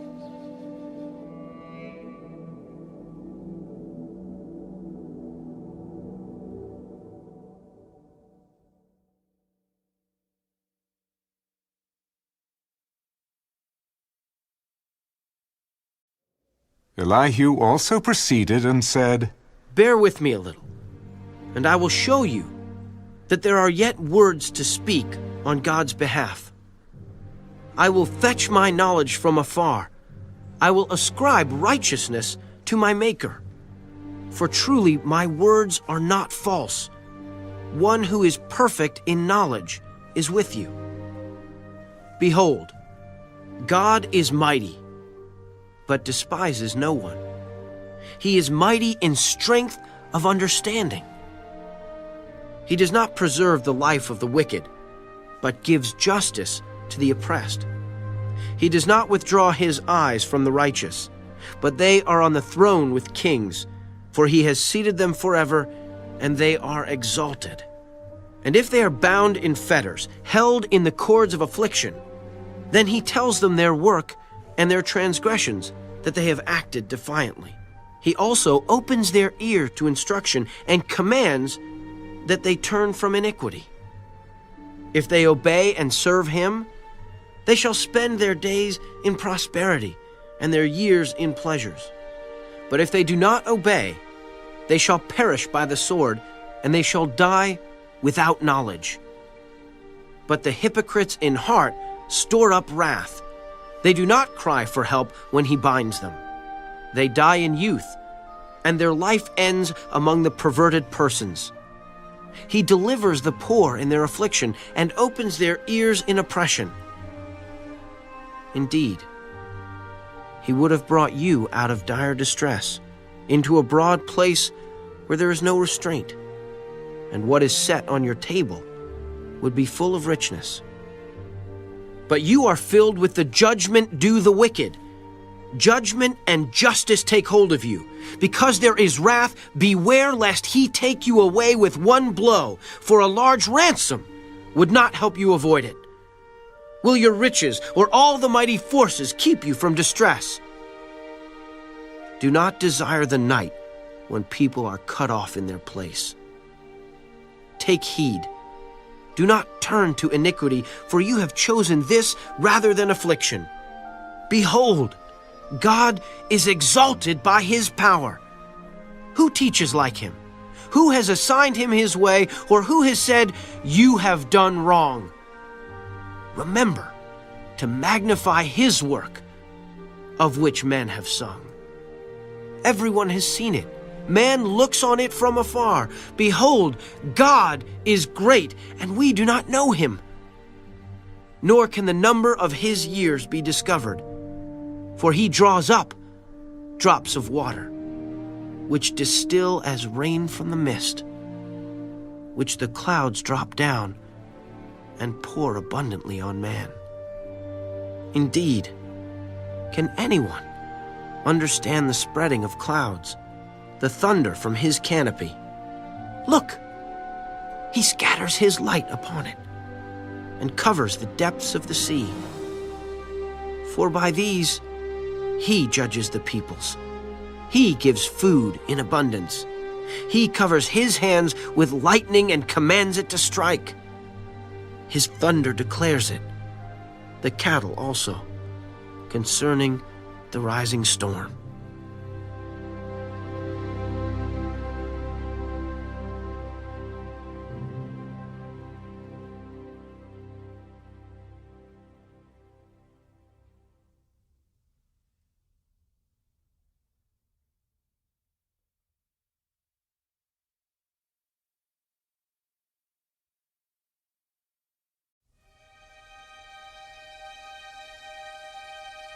At this also my heart trembles and leaps from its place. Hear attentively the thunder of his voice and the rumbling that comes from his mouth. He sends it forth under the whole heaven, his lightning to the ends of the earth. After it, a voice roars. He thunders with his majestic voice, and he does not restrain them when his voice is heard. God thunders marvelously with his voice. He does great things which we cannot comprehend. For he says to the snow, "Fall on the earth." Likewise, to the gentle rain and the heavy rain of his strength, he seals the hand of every man, that all men may know his work. The beasts go into dens and remain in their lairs. From the chamber of the south comes the whirlwind, and cold from the scattering winds of the north.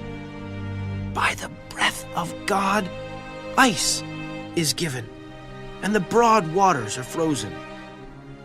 Also with moisture, he saturates the thick clouds. He scatters his bright clouds, and they swirl about, being turned by his guidance, that they may do whatever he commands them on the face of the whole earth. He causes it to come, whether for correction, or for his land, or for mercy. Listen to this, O Job. Stand still and consider the wondrous works of God. Do you know when God dispatches them and causes the light of his cloud to shine? Do you know how the clouds are balanced? Those wondrous works of him who is perfect in knowledge. Why are your garments hot when he quiets the earth by the south wind? With him have you spread out the skies, strong as a cast metal mirror? Teach us what we should say to him, for we can prepare nothing because of the darkness. Should he be told that I wish to speak? If a man were to speak, surely he would be swallowed up. Even now, men cannot look at the light when it is bright in the skies, when the wind has passed and cleared them. He comes from the north as golden splendor. With God is awesome majesty. As for the Almighty, we cannot find him. He is excellent in power, in judgment, and abundant justice. He does not oppress. Therefore, men fear him. He shows no partiality to any who are wise of heart.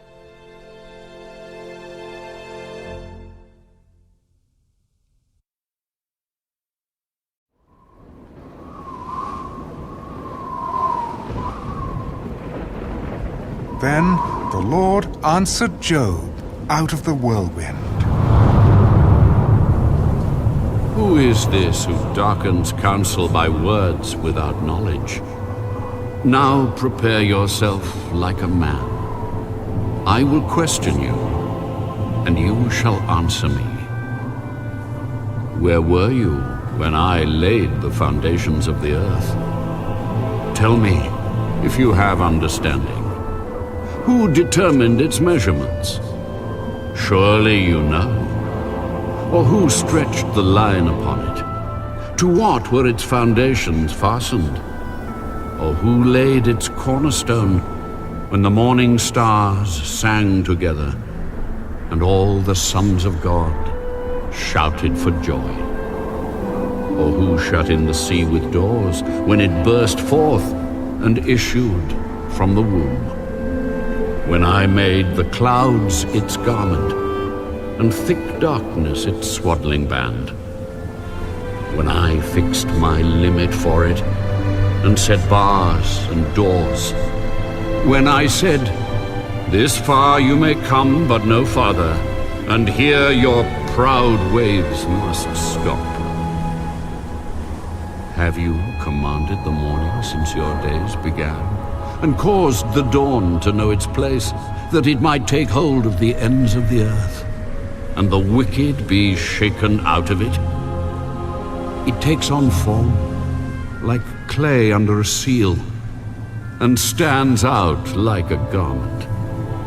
From the wicked their light is withheld, and the upraised arm is broken.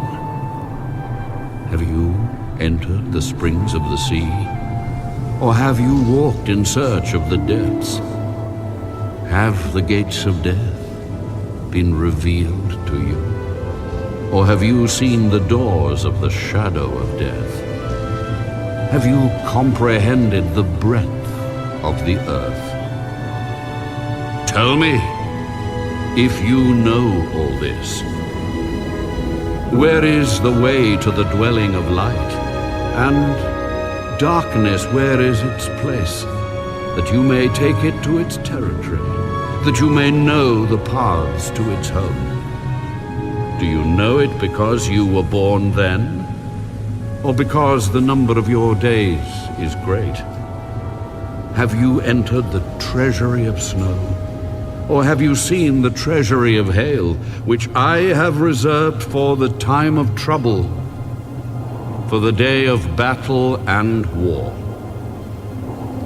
By what way is light diffused, or the east wind scattered over the earth? Who has divided a channel for the overflowing water, or a path for the thunderbolt to cause it to rain on a land where there is no one, a wilderness in which there is no man, to satisfy the desolate waste, and cause to spring forth the growth of tender grass? Has the rain a father? Or who has begotten the drops of dew? From whose womb comes the ice, and the frost of heaven? Who gives it birth?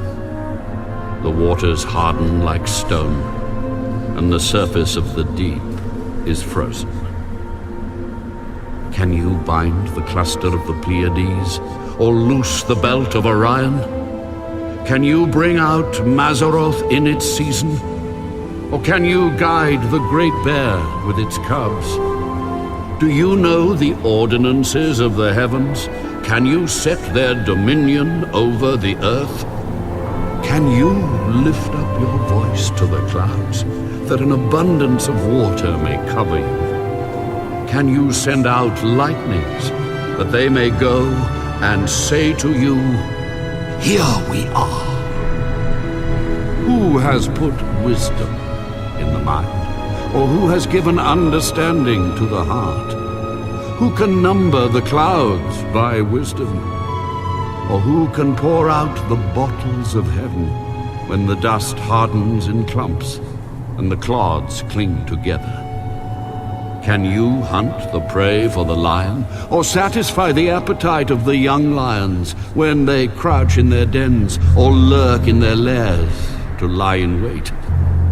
Who provides food for the raven when its young ones cry to God and wander about for lack of food?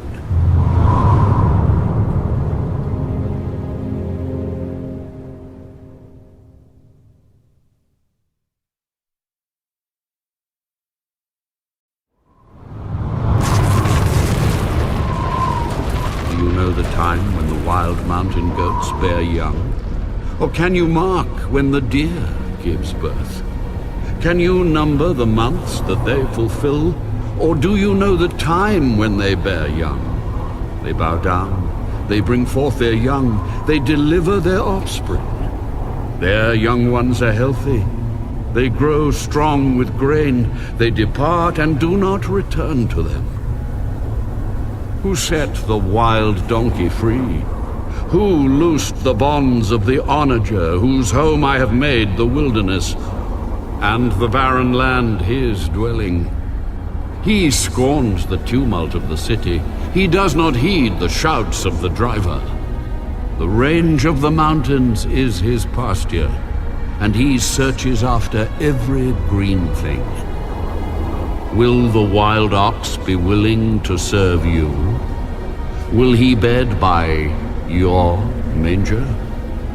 Can you bind the wild ox in the furrow with ropes? Or will he plow the valleys behind you? Will you trust him because his strength is great? Or will you leave your labor to him? Will you trust him to bring home your grain and gather it to your threshing floor?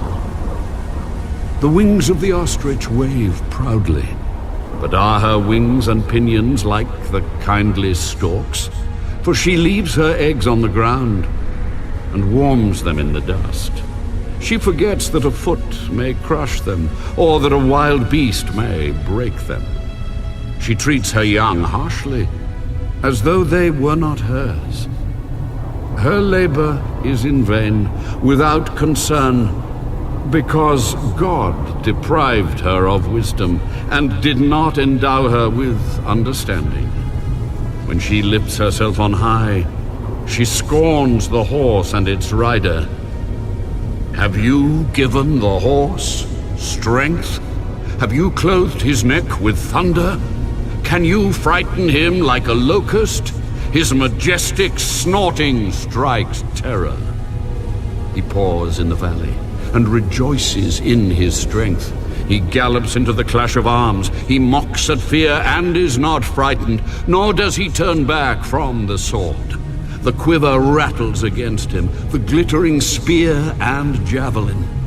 He devours the distance with fierceness and rage, nor does he come to a halt because the trumpet has sounded. At the blast of the trumpet he says, "Aha!"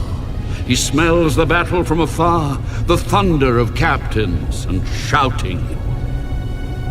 Does the hawk fly by your wisdom and spread its wings toward the south? Does the eagle mount up at your command and make its nest on high?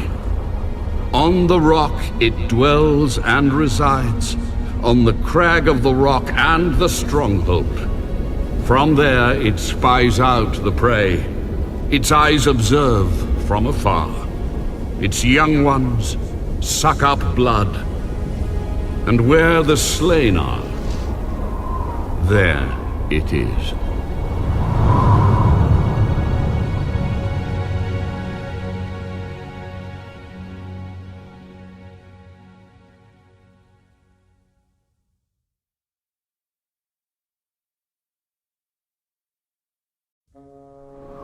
Shall the one who contends with the Almighty correct him? He who rebukes God, let him answer it. Then Job answered the Lord. Behold, I am vile. What shall I answer you? I lay my hand over my mouth. Once I have spoken, but I will not answer. Yes, twice, but I will proceed no further. Then the Lord answered Job out of the whirlwind. Now prepare yourself like a man. I will question you, and you shall answer me. Would you indeed annul my judgment? Would you condemn me that you may be justified? Have you an arm like God? Or can you thunder with a voice like his? Then adorn yourself with majesty and splendor, and array yourself with glory and beauty. Disperse the rage of your wrath. Look on everyone who is proud, and humble him. Look on everyone who is proud, and bring him low. Tread down the wicked in their place. Hide them in the dust together. Bind their faces in hidden darkness. Then I will also confess to you that your own right hand can save you. Look now at the behemoth, which I made along with you. He eats grass like an ox.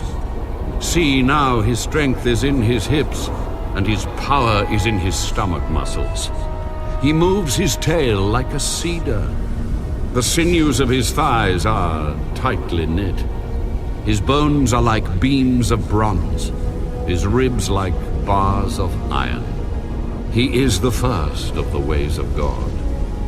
Only he who made him can bring near his sword.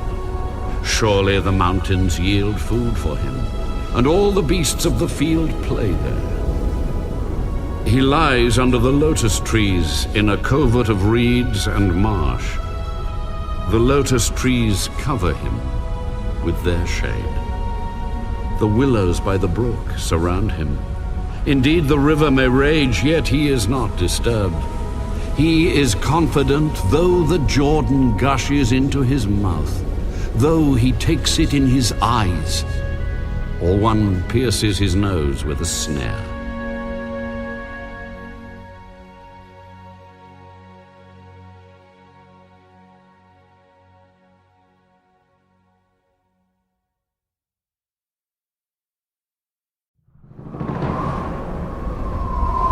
Can you draw out Leviathan with a hook, or snare his tongue with a line which you lower? Can you put a reed through his nose, or pierce his jaw with a hook? Will he make many supplications to you? Will he speak softly to you? Will he make a covenant with you? Will you take him as a servant forever? Will you play with him as with a bird? Or will you leash him for your maidens? Will your companions make a banquet of him? Will they apportion him among the merchants? Can you fill his skin with harpoons, or his head with fishing spears? Lay your hand on him. Remember the battle. Never do it again. Indeed, any hope of overcoming him is false. Shall one not be overwhelmed at the sight of him? No one is so fierce that he would dare stir him up.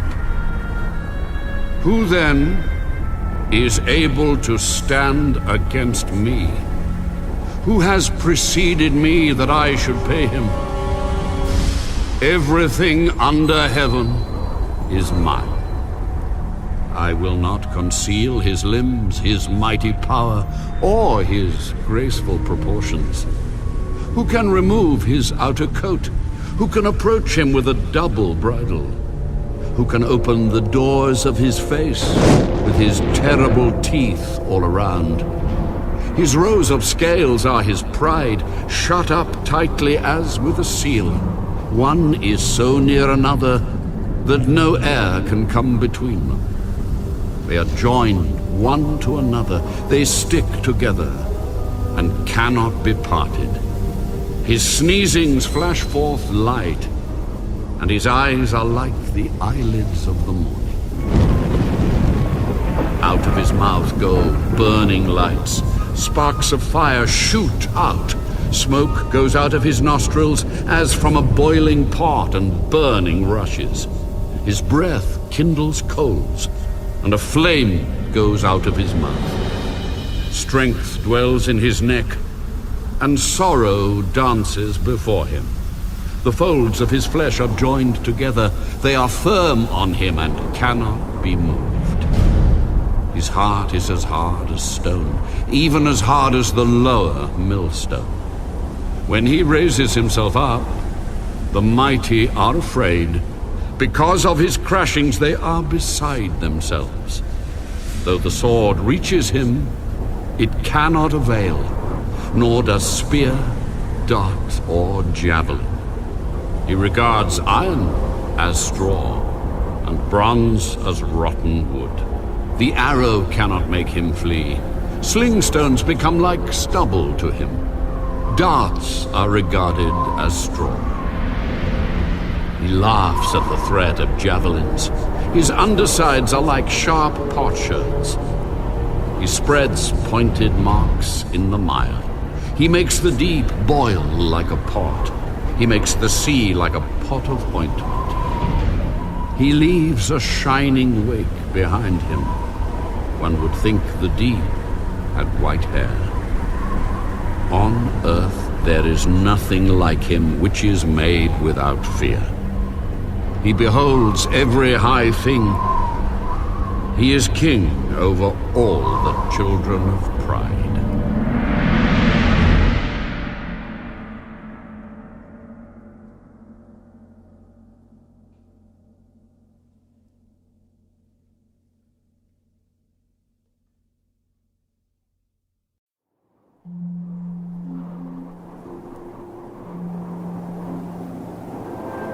I know that you can do everything, and that no purpose of yours can be withheld from you.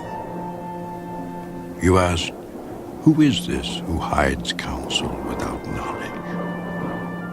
Therefore I have uttered what I did not understand, things too wonderful for me, which I did not know. Listen, please, and let me speak. You said, I will question you, and you shall answer me. I have heard of you by the hearing of the ear, but now my eye sees you. Therefore I abhor myself, and repent in dust and ashes. And so it was, after the Lord had spoken these words to Job, that the Lord said to Eliphaz the Temanite, My wrath is aroused against you and your two friends, for you have not spoken of me what is right, as my servant Job has. Now therefore, take for yourselves 7 bulls and 7 rams. Go to my servant Job, and offer up for yourselves a burnt offering. And my servant Job shall pray for you. For I will accept him, lest I deal with you according to your folly, because you have not spoken of me what is right, as my servant Job has. So Eliphaz the Temanite, and Bildad the Shuhite, and Zophar the Naamathite went, and did as the Lord commanded them, for the Lord had accepted Job. And the Lord restored Job's losses when he prayed for his friends. Indeed, the Lord gave Job twice as much as he had before. Then all his brothers, all his sisters, and all those who had been his acquaintances before came to him and ate food with him in his house.